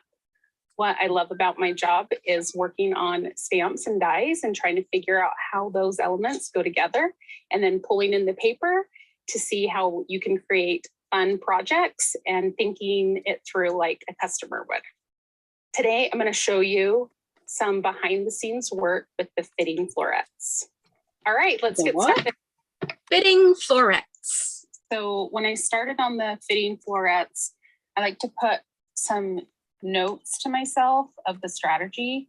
So for this one, it was to have some layering oval dies and detailed dies, and then kind of have some frame-like oval pieces too. And then in the imagery, they wanted florals, greenery. And then in the second bundle, they wanted to tie in some Christmas. So I keep those notes in front of me all the time. And then the first thing I do is just work on establishing the line style. I start really loose when I'm sketching, and sometimes I'll sketch on paper, but most of the times I go straight to my computer and start sketching. And I'm just figuring out the forms and playing around with like different, for this one, flower shapes. Once I get something that I'm starting to like, and which can take quite a while sometimes, I will start going with it. So I really liked the shape of this leaf up here.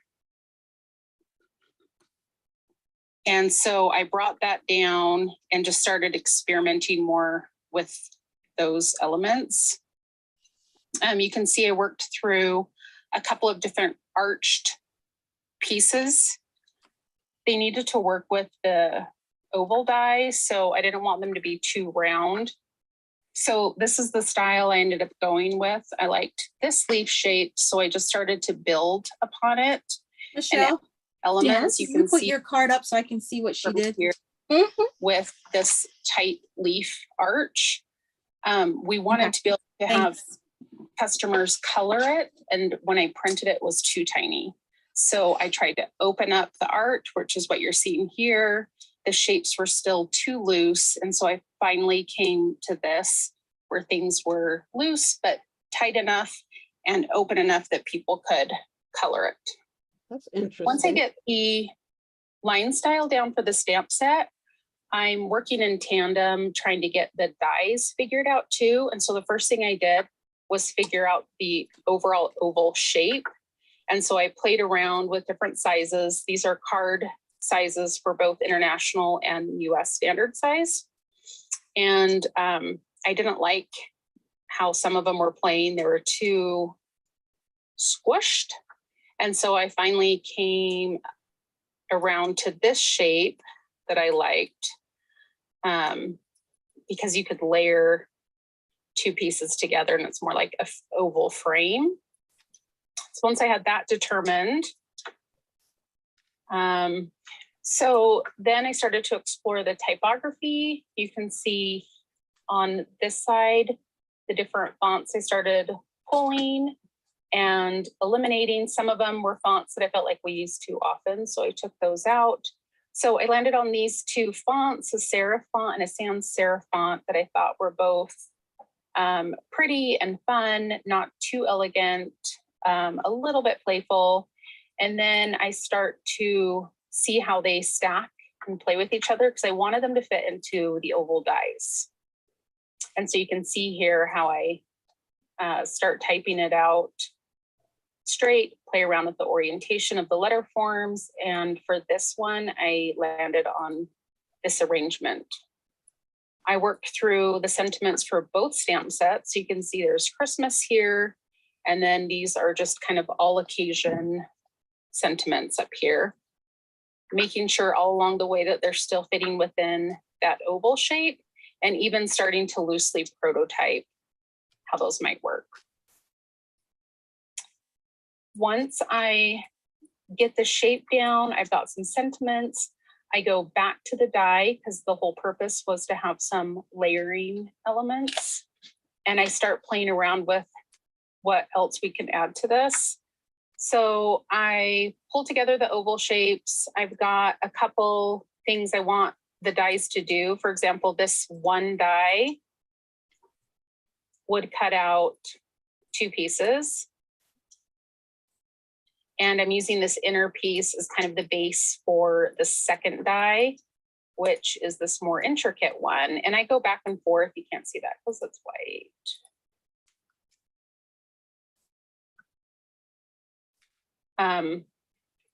Along with the ovals, I've got some open dies to coordinate with the stamps because everybody loves open dies.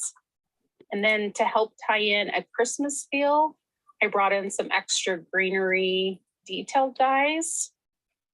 I felt like even though these might not necessarily be Christmas flowers, you could color them red and that they would read as Christmas, or color them pink and then they're not Christmas anymore.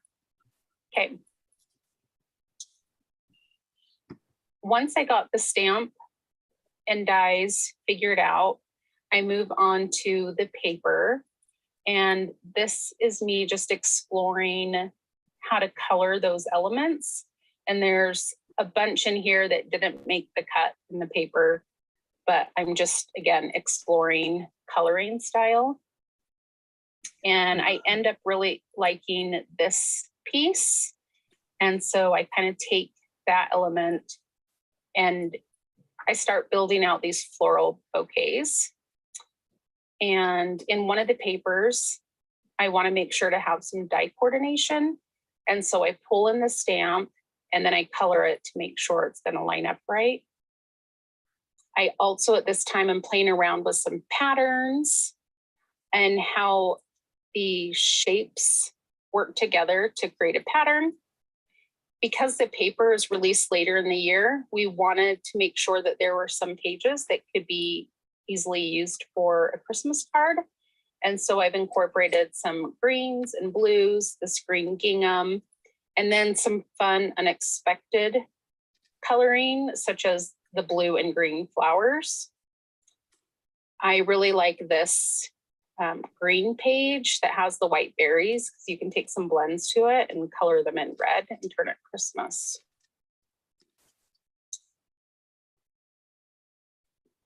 I hope you enjoyed this behind the scenes look at the fitting florets. I'm excited to see what you all create with it. Now we'll turn the time over to Jordan and Corey.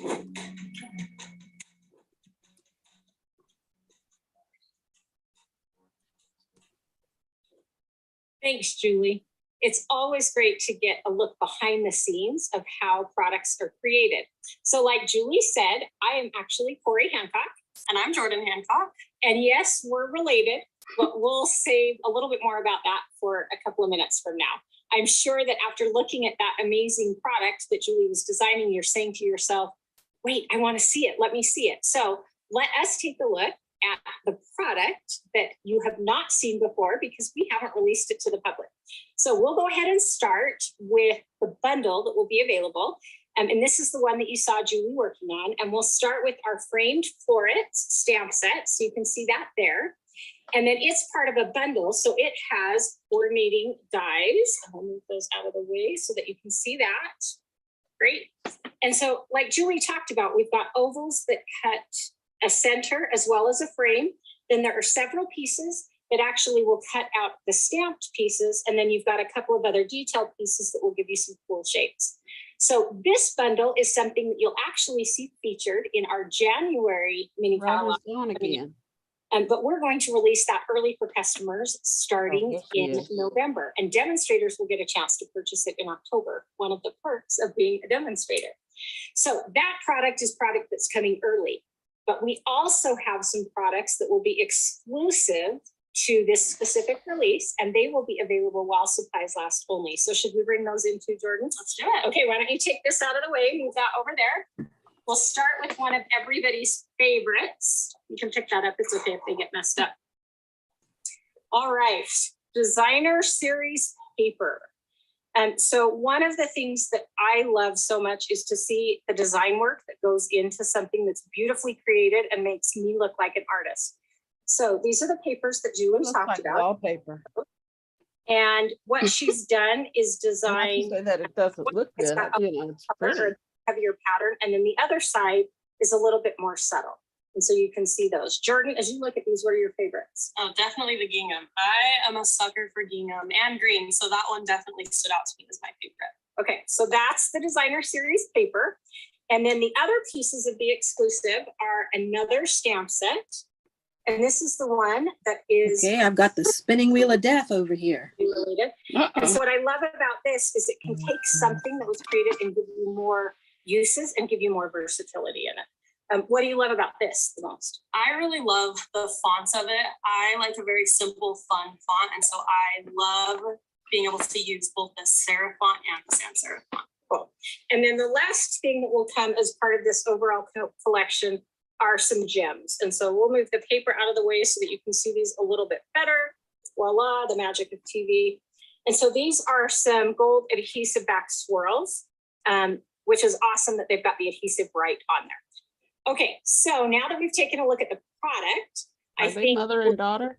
move to projects. But before we do that, I think it would be good for us to maybe tell a little bit of our story. What do you think? Yeah, I agree. Okay, do you start or do I?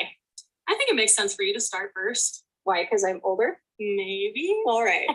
Okay, so I actually have been a part of the StampinUp family for almost 24 years. And the way that I know that is I started as a demonstrator just 6 months after this girl was born. And so I've been a demonstrator for that long. And then I've worked at StampinUp for almost 20 years. So for me, my story is Stampin' Up! Is a part of my family. It's not a job. It's not just creativity. It is who I am. I love the products. I love the people. I love the family aspect. And it has completely changed my life.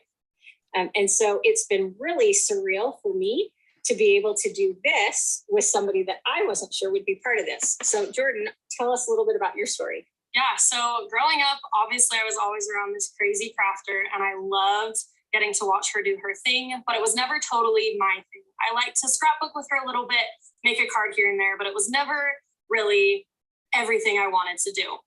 However, as I got older, I realized that I had a little bit of interest in the company and that I was maybe interested in working for Stampin' Up. So I would ask questions here and there about the company a little bit, and she would always answer them. And finally, the opportunity arose. And about a year ago, I started working here, and I absolutely love it. And I love the community aspect that Stampin' Up brings. It brings people together and it helps create connections. And I love that. I remember actually like Jordan being a little girl coming to events and conventions and watching me be able to do this. And so it's been really fun because it's part of our life. And one of the things that I love the most is the crafting part gives us an opportunity to come together and just spend time together and chat. So take work away from it. It's the piece that really bonds us together. And I think to me, that is the thing I love about Stampin' Up the most. So we'll go ahead and get started. And I think this time I'm going to tell Jordan that she gets to start. So you want to kick us off with the first project? Yeah, let's do it. Okay, I'm going to move out of the way and let you slide over.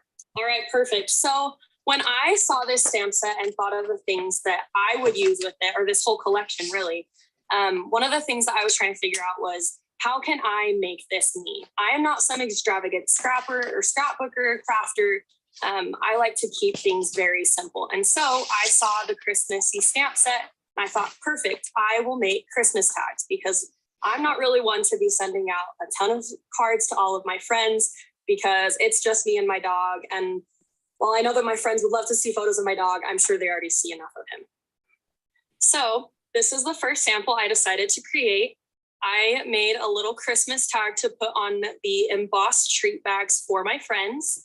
I thought it was perfect because it's something that I would use, but it could stay really simple. So what I did was I used our dies from the Framed Florets dies, and I took the small oval from that die to use as the background. And then I used that same die to cut out some of the gingham paper. And it created the oval. And from there, I cut about a third off of each side to create this little bottom section to put there. We'll go into the stamping portion. I used Evening Evergreen. And we'll take the Have Yourself a Merry Little Christmas stamp and stamp just over a third of the way from the bottom.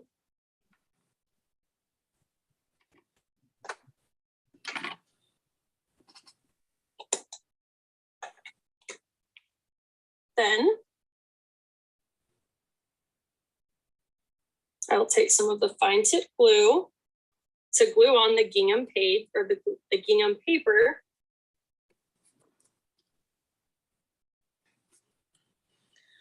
Oh, come on. What happened? I can't see anything. Hmm. It's still the spinning wheel of death going on over here. I'm sorry. To create that front part of the background. And then we'll take this inner gold piece of this die for this background, and this I will use Stampin' Dimensionals to help create a little bit of depth to the project. Oops.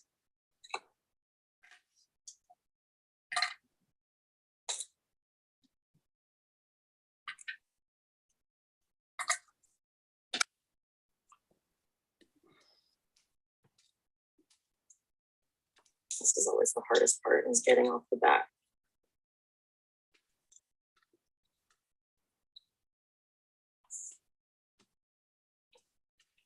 And then you want to center it. And you have the background. From there, I will take your pick tool to create a little hole for our twine that we will use on the back, and I will poke a little hole. Perfect to put some of the twine through to put on our bags. And you can see you can tie it on. You can use this around a bag of cookies.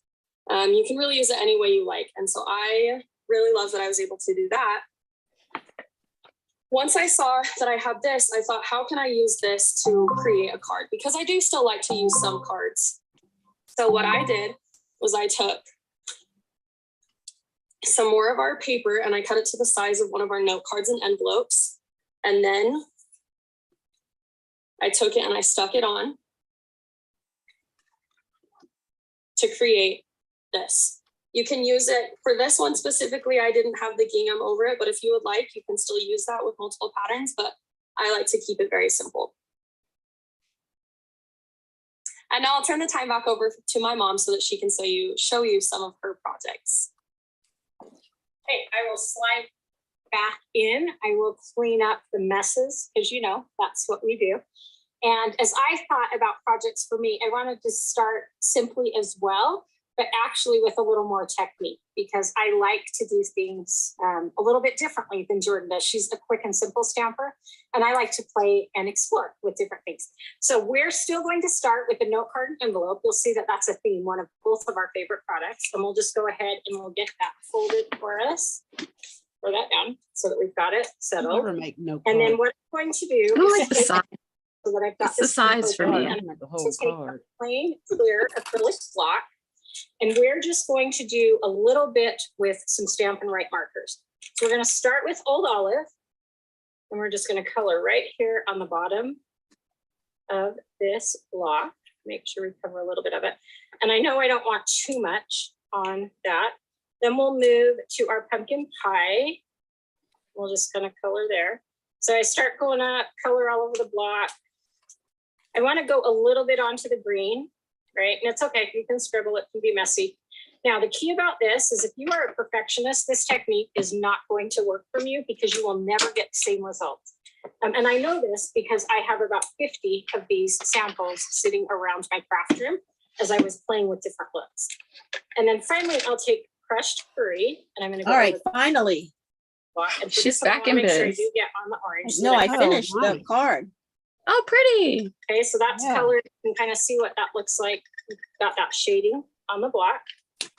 I'll move these markers out of the way, and then I'm going to take this Stampin' Spritzer, and I'm going to put some water on this. Now, I'm going to pull this off camera so it doesn't get everything wet, but all I'm going to do is probably 3 or 4 spritzes so that I'm getting water. So I'm going to move this over.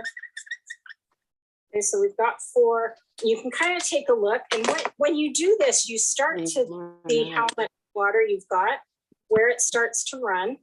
Oh, And I like to move it around so it runs a little bit more. We'll put that to the side.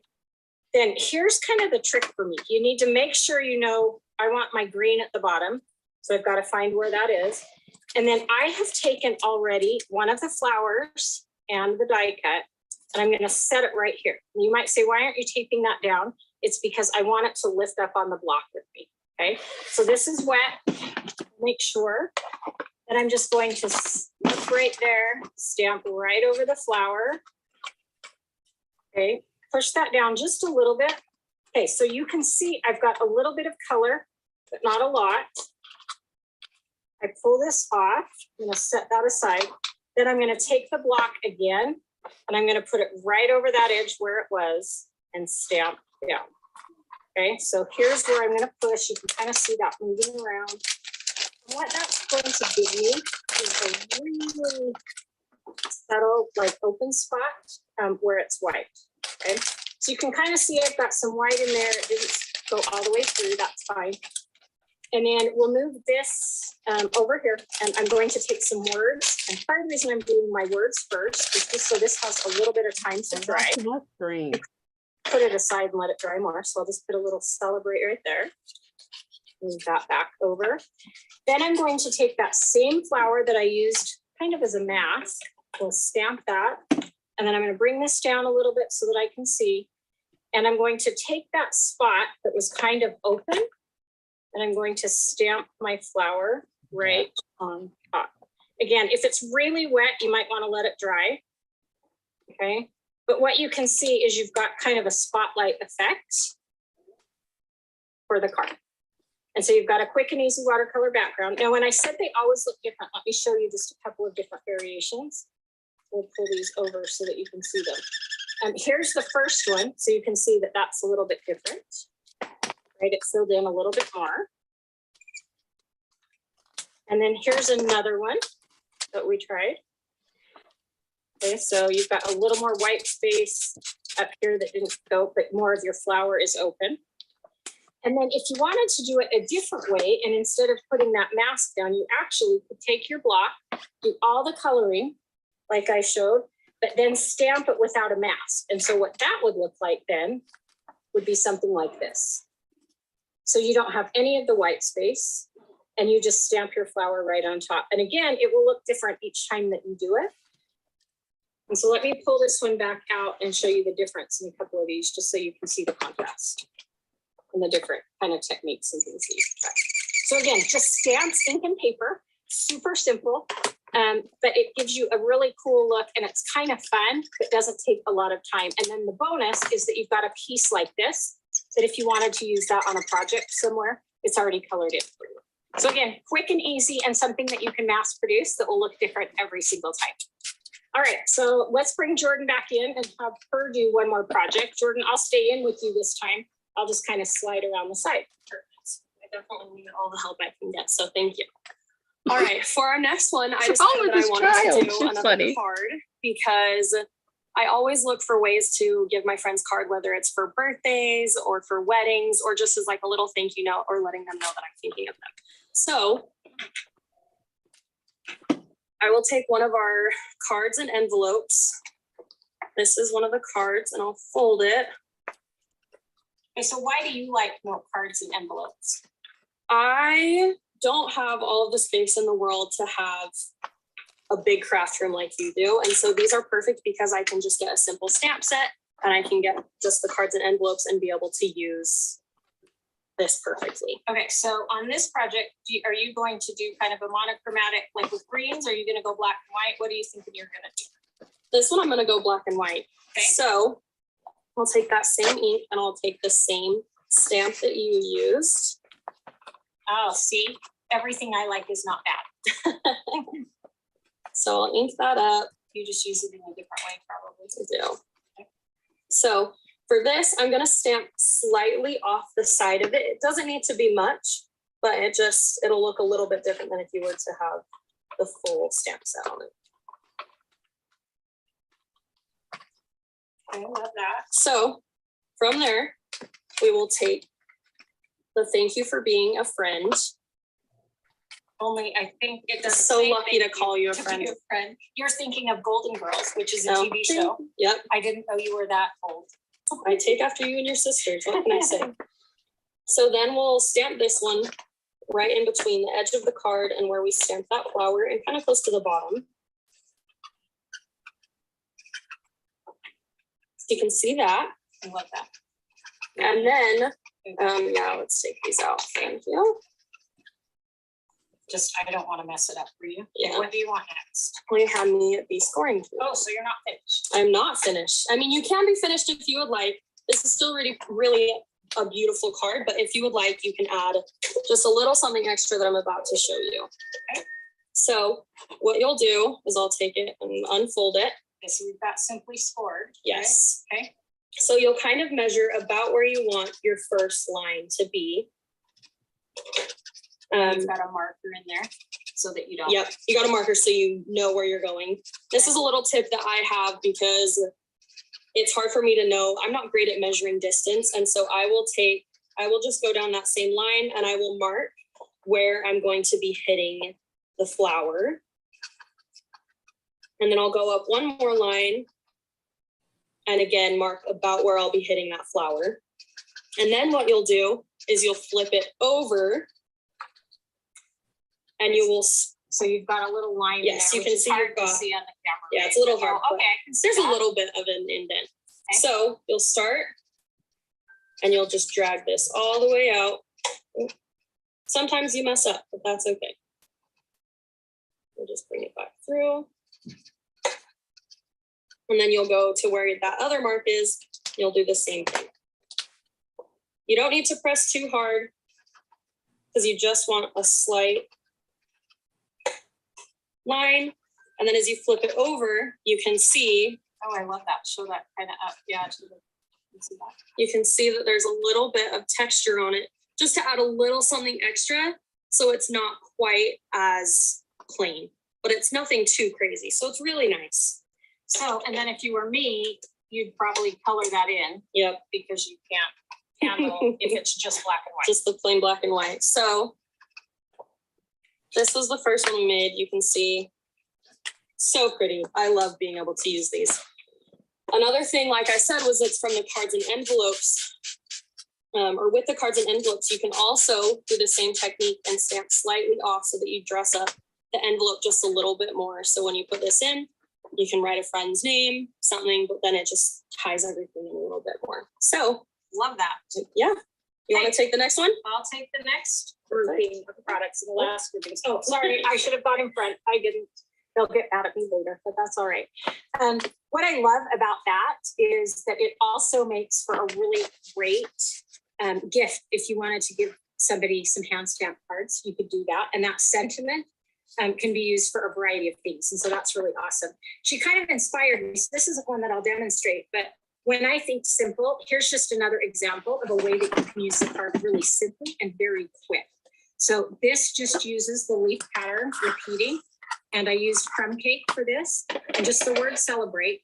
And I didn't like it just on a card. And so what I did is made a little bit of a card front so you can see, right, it kind of lifts up right there. And that's just some added detail and texture so that you can take a simple card and still make it look elegant. So you could do this in crumb cake without needing to emboss or doing a lot of extra work, but you also could emboss it in gold. This could be used for a wedding card, a birthday card. Again, simple. But this fits my style a little bit more maybe than the way that she stamped simply. So I think that's a good example. And then finally, when I looked at this product, one of my favorite things, and so I'm going to grab here, was this sheet of designer series paper. This to me just was beautiful and screamed like, use me, use me. So as I looked at this and I looked at the product that was available, my mind went to, I want to cut all of these out. Now, one of these pieces Julie talked about is sized with the die, so that if this is all you wanted to use, you could actually take the die and just cut that piece out. But I loved all the flowers and it was relaxing for me to cut things out. So I sat and watched television, which I love, and cut out a whole sheet of these and had a whole different, all the different flowers and the leaf pieces cut out. So as I did that, I'll pull together what I've kind of got. I'll show you an example of just one of them that I had cut. So it's just a fussy cutting. And I know sometimes people don't like to fussy cut. For others of us, it's stress relief. So you're shaking your head like that's not for you. So this for sure is something that I love to do. So what we're going to do is we're going to take that piece, we'll put it aside, and I'm going to reach a little bit and I'm going to grab the things that I want to use. I'm going to do something similar that Jordan did, but I'll do it a little bit differently. So she talked about how she used the oval dies. So I will show you these again.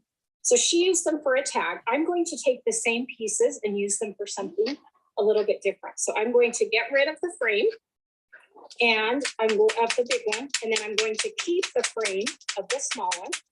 And so I've mixed and matched.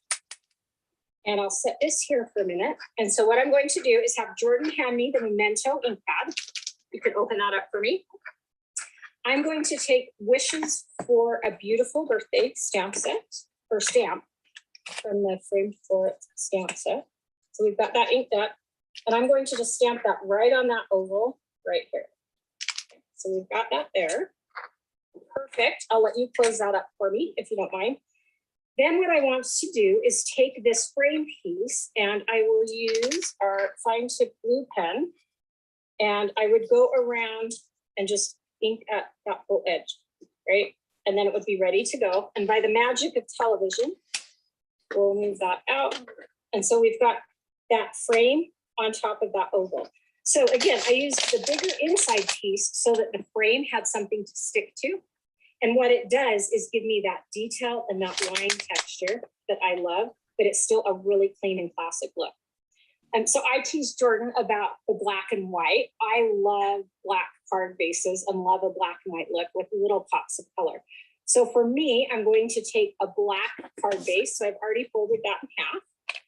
And then I am taking Stampin' Dimensionals, and we are going to take this flower that I cut out. Let's put that on there. Need one, number 3. Number 3 will do that. There we go. That's not enough dimensionals. Yes. So because I knew I was using this You piece, gotta put some more. This side of the piece, and I think I like that line like that. Then I'll take off this dimensional. I could use more than 1 or 2, and I'm just going to stick that right on the card. Okay, so super simple stamping, but I like beautiful that I know people will think like I'm an artist, but Stampin' Up! Did all the work for me. So after I did this one and I looked at the paper and I had all these flowers, I thought, well, what else could I make? So we'll show you a couple of the other samples. So this uses the Thank You with All My Heart. Again, a different flower, so I just settled it a different way. We have Wishes for a Beautiful Birthday again. We have For a Special Person on a Special Day. Are those full-size cards, or are there note card sizes that she used? Look with the paper. Those look full So I just size. looked at the back of that designer series paper pack. It tells me what colors were used, and so I knew exactly what colors of cardstock to use. Then we've got our Blushing Bride, again, so a little softer look, and then finally the one that I just showed you. Once I cut all that out, it came together so easily, so it was quick and easy. So Jordan, what do you think? Did we show them lots of different ways that they could use this product? There's so many different ways. I love that I'm able to use them for how I want to, but then you can also use them in a more crafty, extravagant. I love that, instead of saying like older way. Thank you for spending a little bit of time with us today. We're really excited about this product. And this product, like we said, has not been released to the public yet. So demonstrators will actually get a chance to order it starting next week, which is great. And that's one of the perks of being a demonstrator, is you get to order early. And then for customers, you can order this product starting the beginning of November. So feel free to talk to your demonstrator. They can give you more details. If you don't have one, you can find one on our demonstrator. You can look one up on the website, our online store. And you can also find information about the product beginning in October or November. Yep. Because we won't tell you anything about it if you're a customer until you get to the month of November. I keep saying October, it's because as a demonstrator, I get to buy it in October, and I'm excited about that. So anyway, that's a little bit about the product. We hope you liked the sneak peek that Julie showed you, got inspired by a few ideas, and maybe got to see how much Stampin' Up! Means to us and how it strengthened our relationship. So thanks for everything you've done, and we'll turn the time over to Shannon.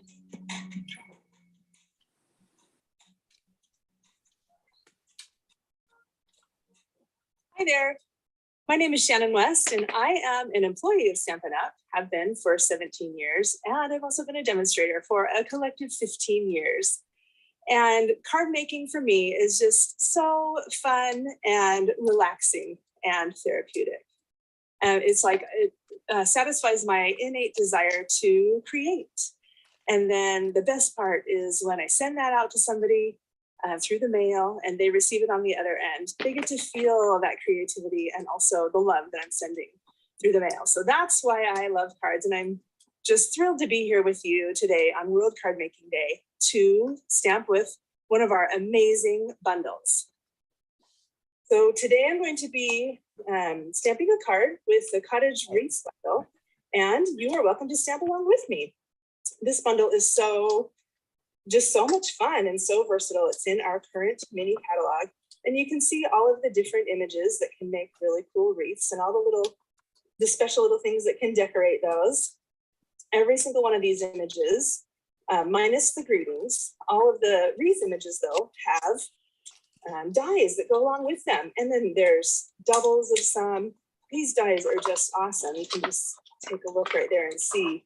There are dies that frame the images and then other die cuts. We're going to use a variety of these today in the project. And here is the project that we will be creating. This beautiful wreath card. You can see it has several layers. We've got a stamp layer and then 2 die cut layers. So we'll layer that all on top of each other to create a really big, beautiful leafy wreath. So if you would like to stamp along with me today, you'll need this bundle. You'll also need cardstock, crumb cake cardstock, shimmery white, and basic white. You'll need Old Olive, Flirty Flamingo, and crumb cake inks. Some blocks, dimensionals, mini glue dots. Ooh, these awesome iridescent pearls, basic jewels. Or if you don't have those, you could use some other fancy embellishment. That's what I'll be using on mine. And then bone folder, water painters. Those are critical for our project today. Snips, die cutting machine, paper trimmer. So basically everything you see here, hopefully you have these things handy or you can snag them really quick as we go along. Now, as I create this project, I've got 2 sets of the cardstock here because I'm going to create it twice.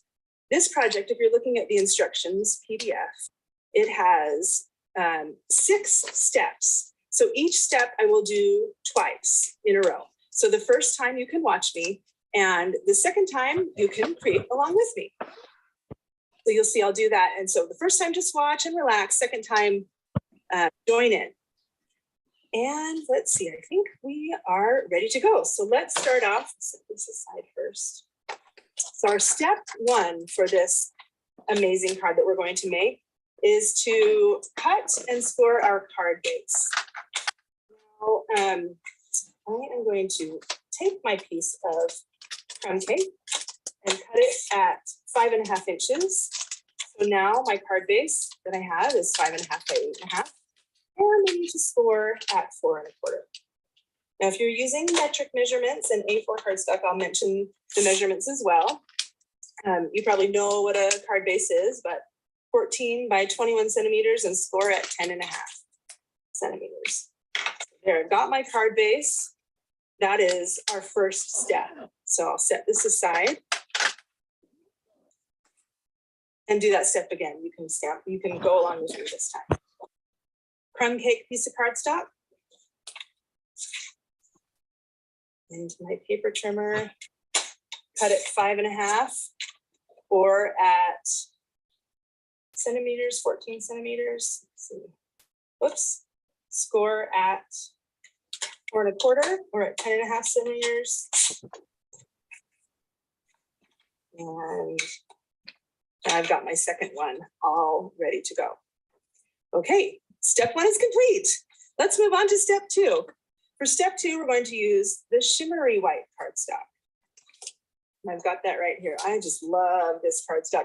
It's so beautiful when you let the light hit it a certain way and you can see those little speckles. This is also amazing for watercoloring, which is what we're going to use it for today. So the step 2 calls for 2 pieces of 3 inches by 3 inches with our shimmery white. So I made a sliced card. across at 3 inches, and now I'll cut 2 more pieces. So we have 2 square Really? pieces that are 3 by 3. Or It's shimmery. I don't know if if you using can see that. centimeters, 7.5 by 7.5. Did you use the 7.5. shimmery white or did you add Whoops, and look what I The Winter card Stella. is shimmery white, but this Wow, is I just Winca had Stella. So let's do that again. So now I've got my 2 See? square that pieces. is that the succulent stamp set? Yes. That's 2 inches by 2 inches, or 5 centimeters by 5 centimeters. And really, you could use a scrap if you have that on hand. But I'm going to cut mine down to 2 inches so that you can see the size, and so that also you'll know, because we're going to be doing a watercolor wash on this one also. So to see how much you need to watercolor. Okay, let's do our watercoloring now. Let's slide those up a little bit. So first, let's start with our Old Olive ink pad. And in order to do watercoloring, we need to squeeze this. So get some of that extra ink that's sitting on the top of our ink pad to come on the bottom of the ink pad there. So we have a nice little pool to work with. And I'm going to do the same thing with my Flirty Flamingo.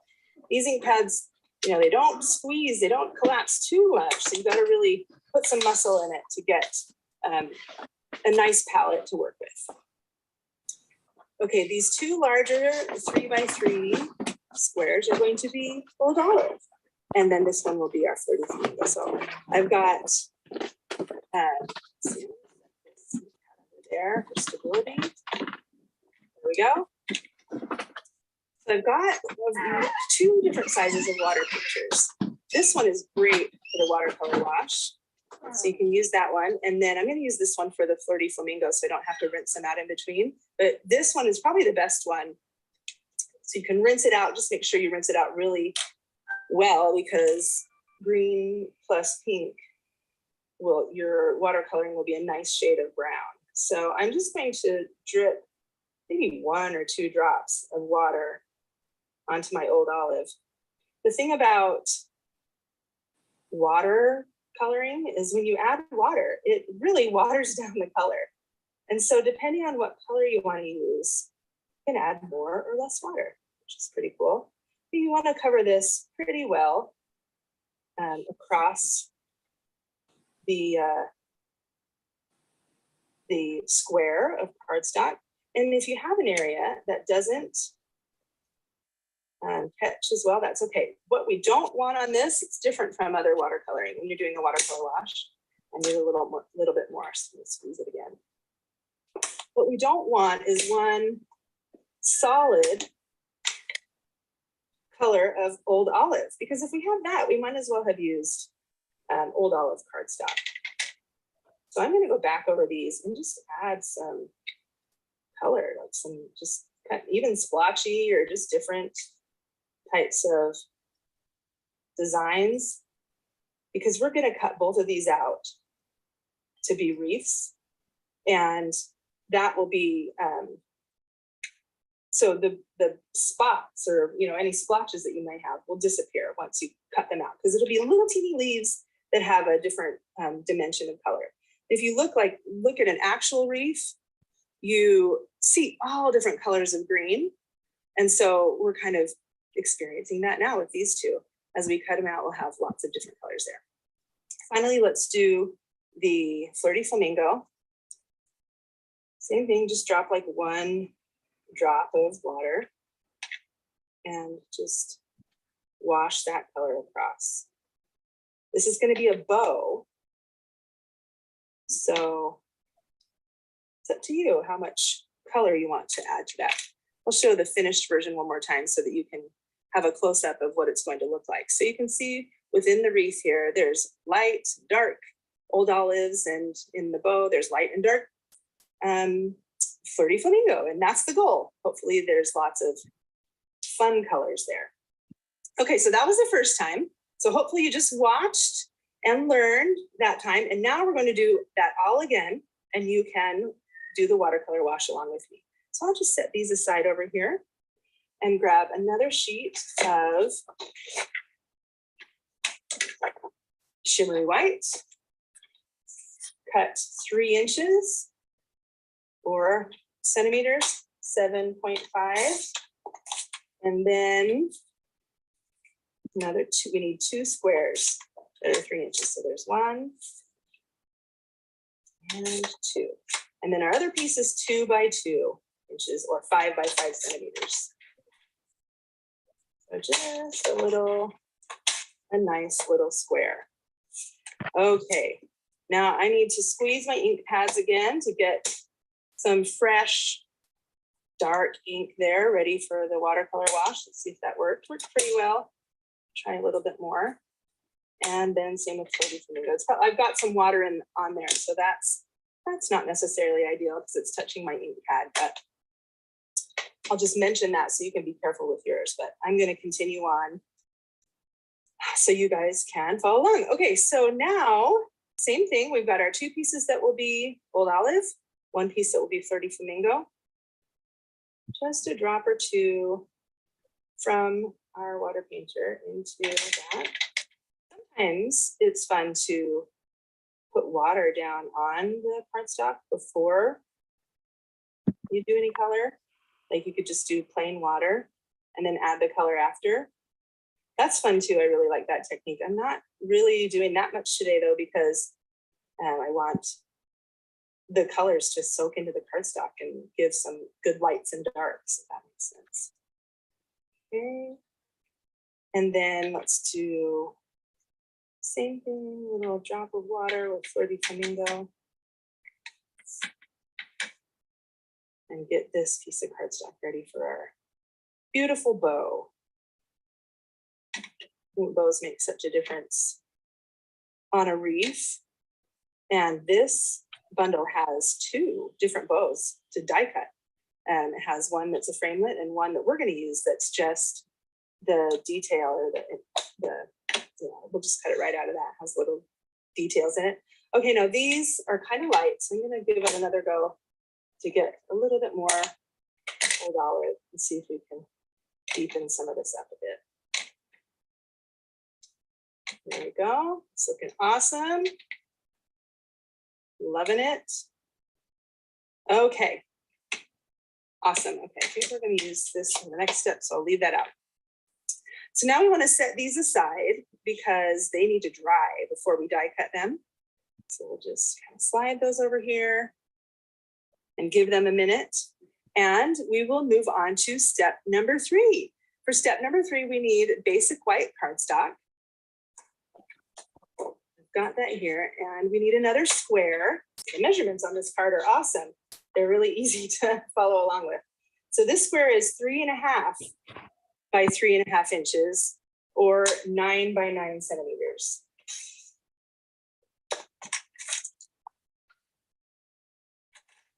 And I'm leaving connected to the cardstock because I'll need one of them.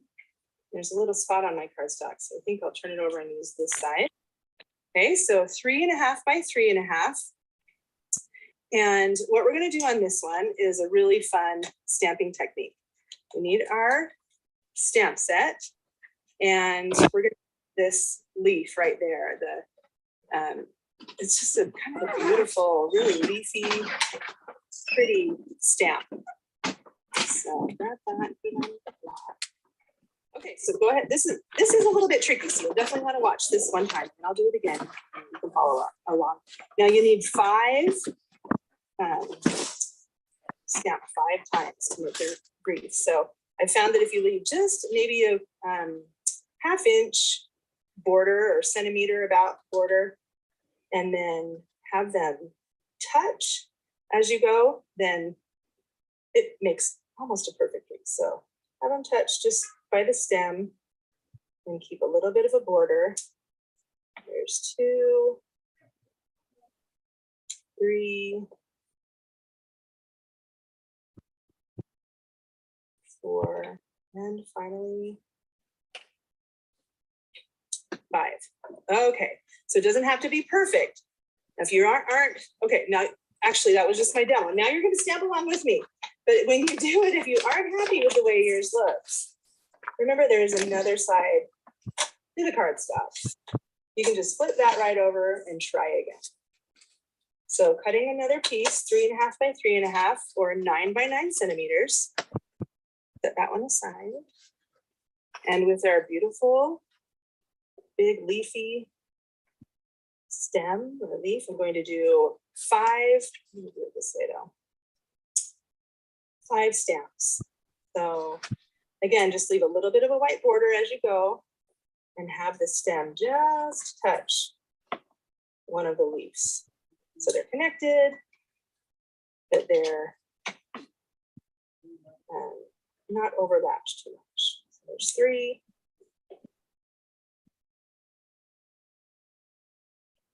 4 and 5. That was a little olive. off a little bit on that, but I still really like the way it looks. And we're going to be layering on top of it. You can also turn it and see which way you like best to have, like maybe you like something. So that comes in handy as well. Okay, so this is step number 3, and we are finished and moving on to step number 4. Now for step number 4, we're going to bring back the card base. And with our crumb cake card base, looking at the finished card again, you can see there's a little bit of design happening in these 2 corners to create a diagonal feeling or effect. And this is created with this little image right here that's holly berries. We're going to do a tone on tone stamping. So it will instead create just a nice little design. So with my crumb cake ink pad. No. And what I'm going to do as I stamp along, some of them will be full strength, some of them will be stamped off. So each time I ink up, I can stamp twice.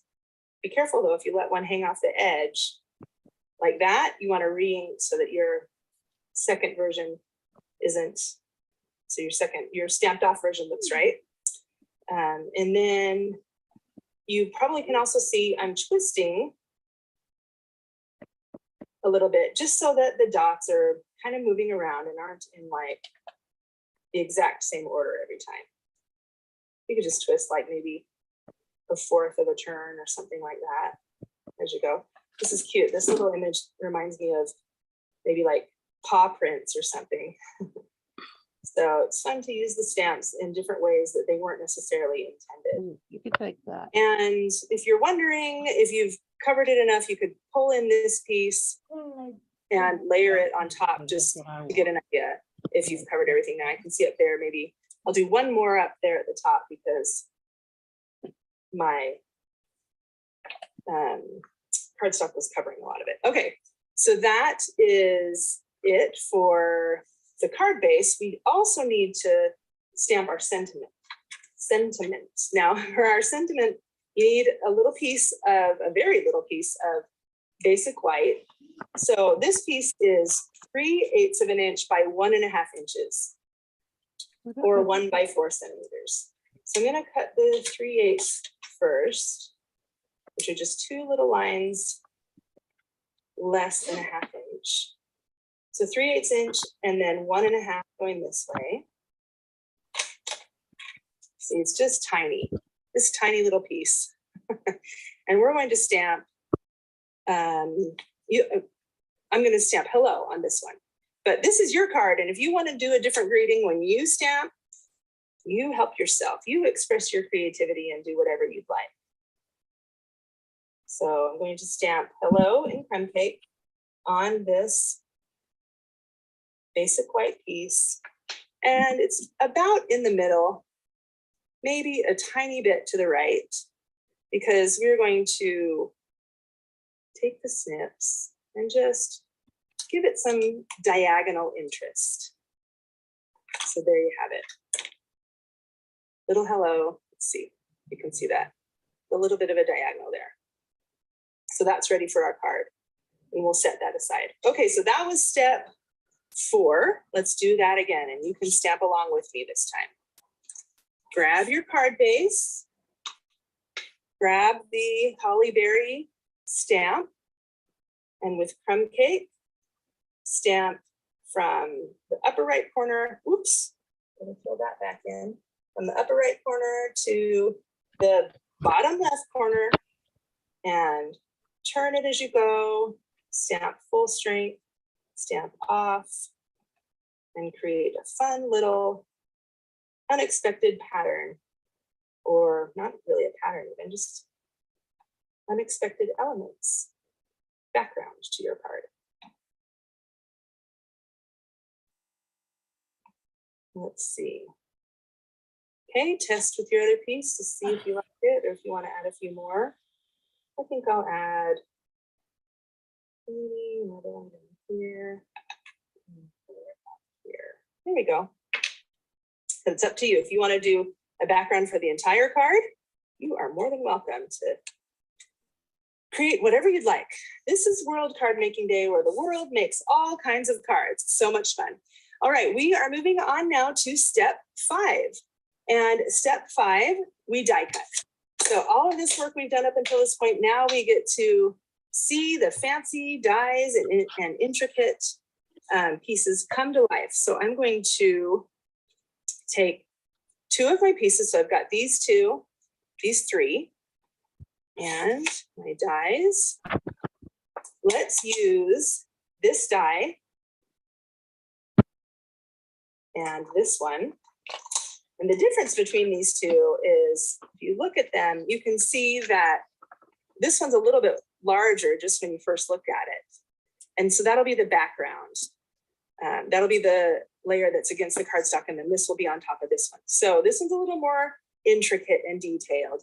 So if you have one of the Old Olive watercolor washes that you like better than the other, use this for that one, because that's the one you'll see the most of once the die cutting is done. And now we need our bow die, and it's the one that's solid. Okay, and then we're going to put these 3 on our die cutting machine. Now, if you should be able to put all of these on at the same time. And if you have the mini machine, you may have to run them through more than once because the surface area is a lot bigger here. But of course, they'll all go through the machine. I've got brand new plates here, and ooh, those are pretty. Okay, so we take these apart. Oh, that's stuck up inside. Let's see if we can get that to, it's a little bit shy right now for some reason. Okay, there we go. Got that piece, and then there's our slightly more intricate one. So mine are still a little bit wet. So when you do this, be careful not to tear them if they're still a little bit wet. And now you can pop out all of these leaves if you'd like. I kind of like when some of them are left in, so I might just leave a few of them, but a lot of them came out naturally and are just already there. So let's see. And then these are fun too, because each leaf pops out of the background. So you can pop out a bunch of those and brings life to the wreath as you move around and pop those out. Okay, how does our bow look? Ah, it looks so cute. What a beautiful flirty flamingo bow. And you can see the detail added by the die where it makes it look more 3D. That's so fun. Okay, let's see. And I believe that is the end of step 5. So let's do that one more time, and you can do this along with me this time.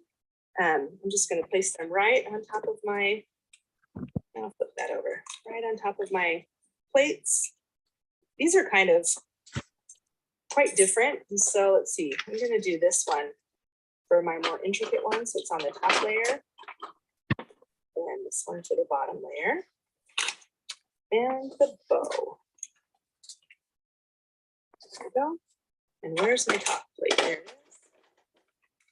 One more time through the machine.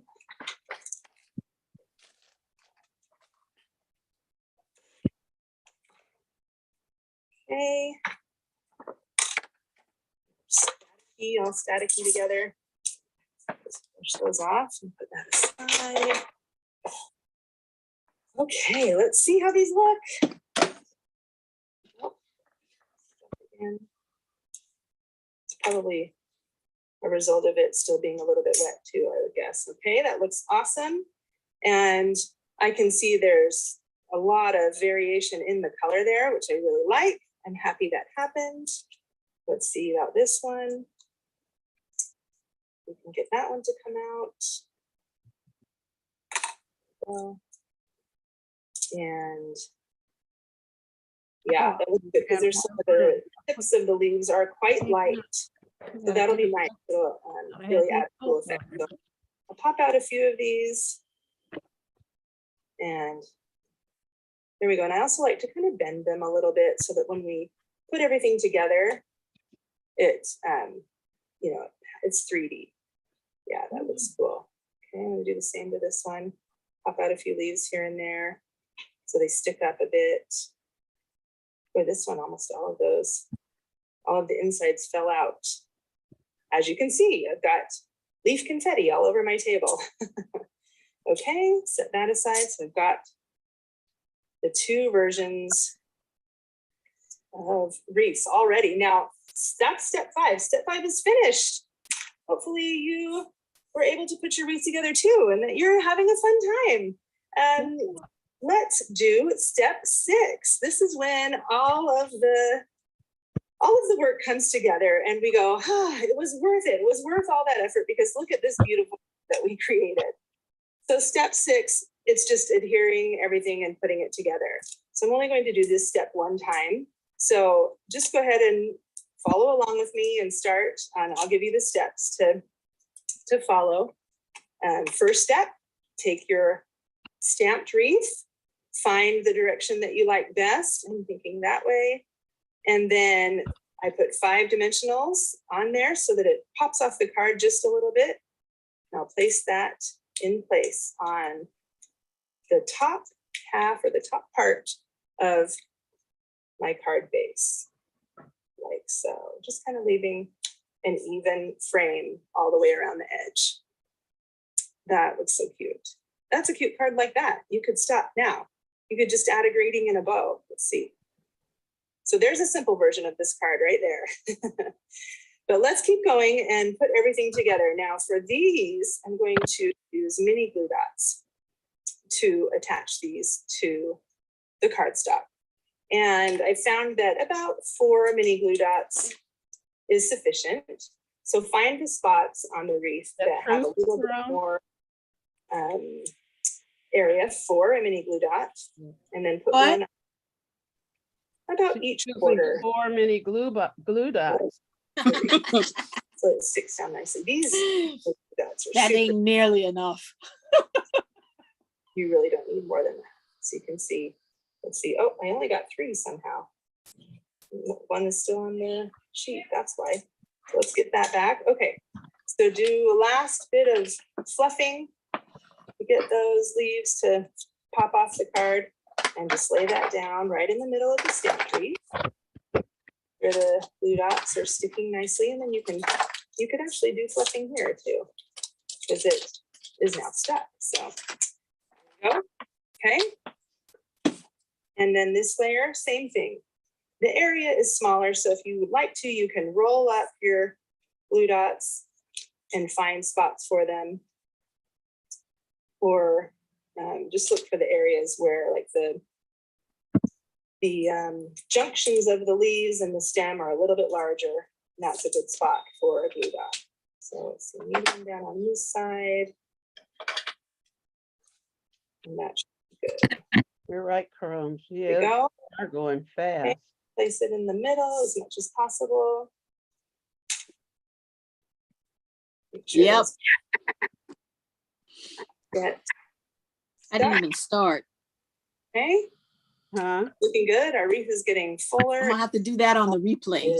Perfectly. See, I would suggest actually, let me show you my finished work. The first card I made. Well, it just so happens at this point of the die, they're very All right, I did too. I'm okay. notice that. But I think it's best to kind of offset it. It really gives it that full wreath look. So that's interesting. Let's now adhere the bow. And 1 mini glue dot right in the middle of the bow will do.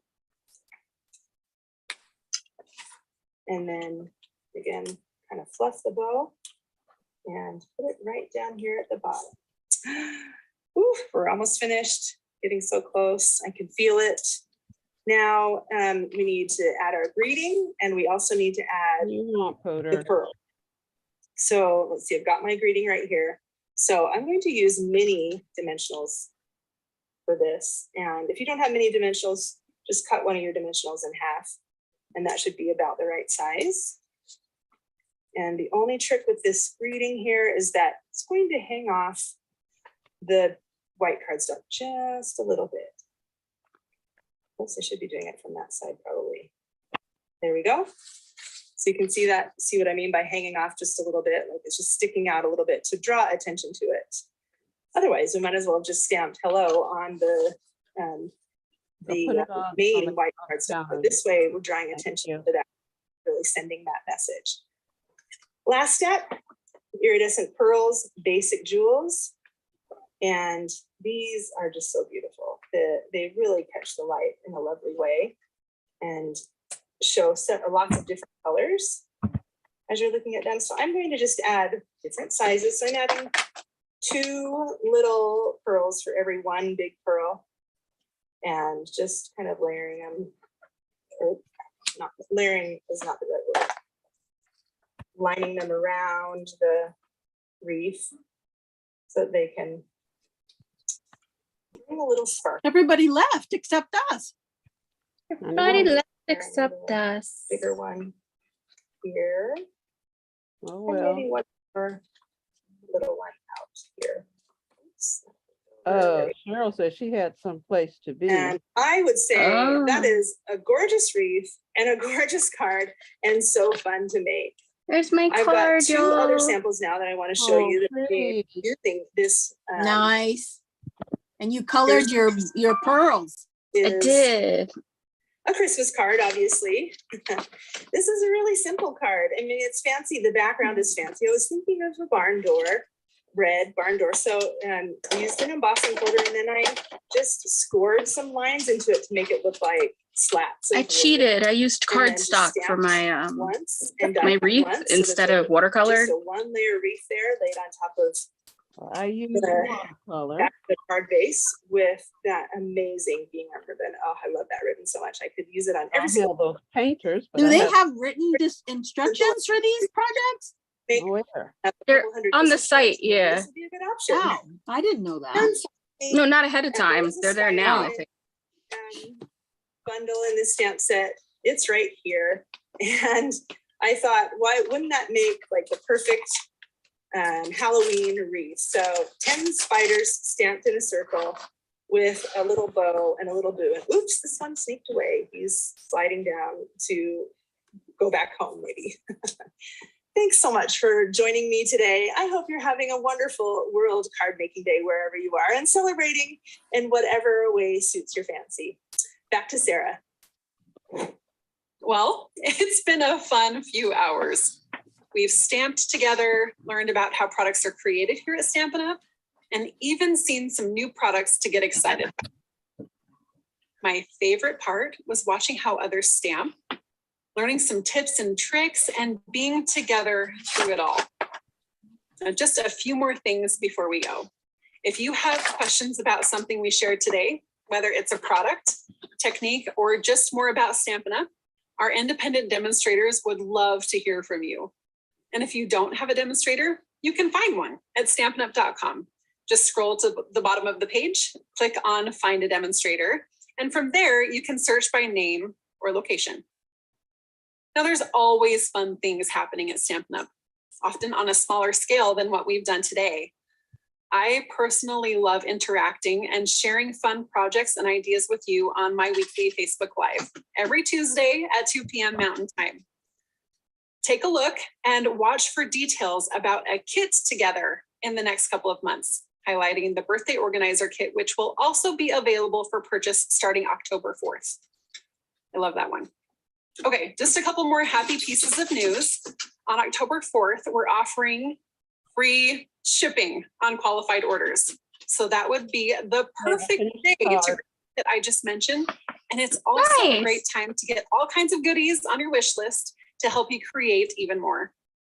And last but certainly not least, we'd love to have you become part of our amazing demonstrator community. So to make October 4th even more fantastic, we're running a special join offer. To find out more about joining the Stampin' Up! Family, please reach out to a Stampin' Up! Demonstrator. I love hearing their stories of creativity and friendship, and I think you will too. A big thank you to all of our presenters and to you for sharing your time with us. We hope you learned something new, made a few cards, and maybe even some new friends. We'll see you next time. Bye-bye. We did it, y'all. We did the cards. Some of them. One of them. Yes, I'm gonna do the last one. I've done enough today. Thank you. You're all carded out. You were doing way more cards. What'd you do? 5? 6, 4? actually. 6. You see that? She did 6 cards. I did 4 on my YouTube. And then I did 2 today. So that's 6. I love how this turned out. I didn't know what was gonna happen when I did it. Like I colored the white. Did you cards. watercolor wash thing? Not exactly. I colored with the Stampin' Right markers and just scribbled it and then spritzed it with water. Oh, on the block. Okay. That's and how then you do it. flattened it. No, not on the block, on the paper, directly on the paper. And then I flattened it against the card background to absorb the water. Dog is barking at me, y'all. Gotta go get the dog. He's barking. What dog? My dog, Lucky. When did you get a dog? My mom's dog. He's always been here. I didn't know that. I've never heard a dog bark in your house. He doesn't bark. Unless something's wrong, he doesn't bark. So the fact that he's barking means something's wrong. Oh, okay. Because I'm like, I know Pooter barks. I know my dogs bark. I'm like, when did Michelle get a dog? He does not bark. So the fact he's not even barking, he just said, "Arf," like open the door. Oh, Lord Almighty. All right. What are y'all thinking about for your cards for next Sunday? I think I have a week of vacation to figure it out. Sometime this week, because I don't know. Monochromatic. Exactly. Kathy, look at the cards I made my own DSP today. Can't see you. Oh, yeah, I'm coming. So I made my own one sheet wonder today. Isn't that pretty? And then here's one card that I made with it. Oh, I love that. Here's another card that I made with it. You have to post in the comments the math you used for the 3. 1, 1, and 1. That's why I made it 3 inches. Hello? And then here's the other one that I made. And I'm like, I didn't want to rush. Coloring is so pretty. Huh? The colors that you used are so pretty. Yeah, fall. Fall I want it. Yeah. So I was pretty happy with the way it turned out. So I want to do something like Christmas now. That's my next thing. So I'm like trying to figure out what am I going to use. And I'm thinking some snowflakes. I don't know if I could use like pine trees. I don't know what else would make it Christmas besides snowflakes.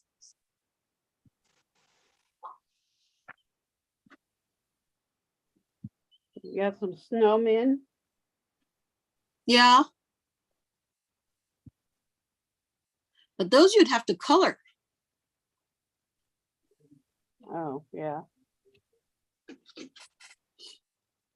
Those you'd have to color. Changing my sentiment on my card. Hello doesn't seem to fit that card.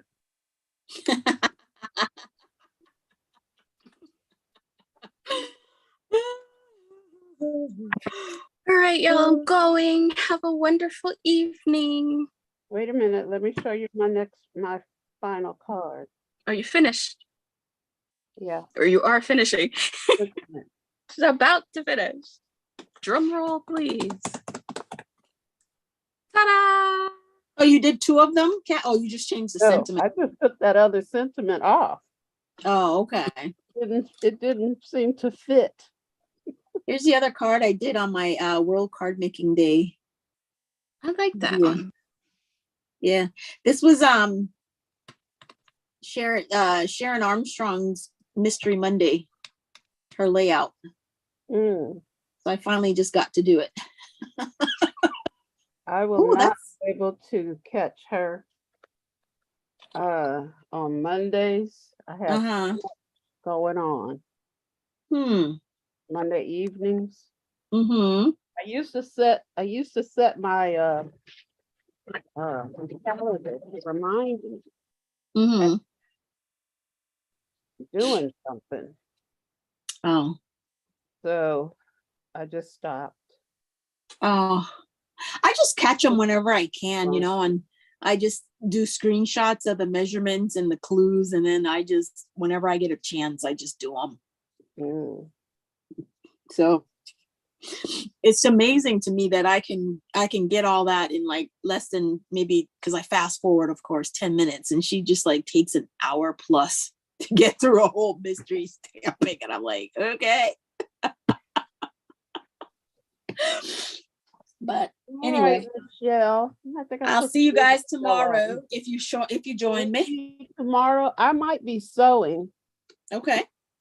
So you do what you got to do for. Oh, I didn't show you guys. This is what I did for Case the cat, eh? Cute. And where's my other one? I don't know where my other one is, but I want to work on this. I saw this fold, and I want to do this. I don't know if I showed it to you. Oh, pretty. Oh, I've seen that. Yeah. I want to do this for something. I can't think of it. Explosion. Yeah, I think so. So All right, I'm pretty y'all, excited. Is dancing. I don't know if he has to go out or what's going on. I gotta go. You can do what you gotta do, my dear. We'll see you tomorrow. Bye. Bye-bye.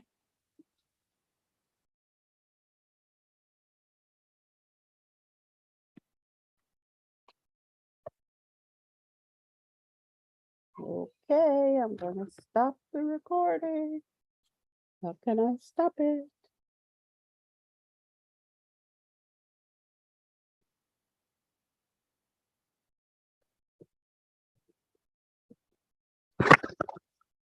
This is not a touch screen.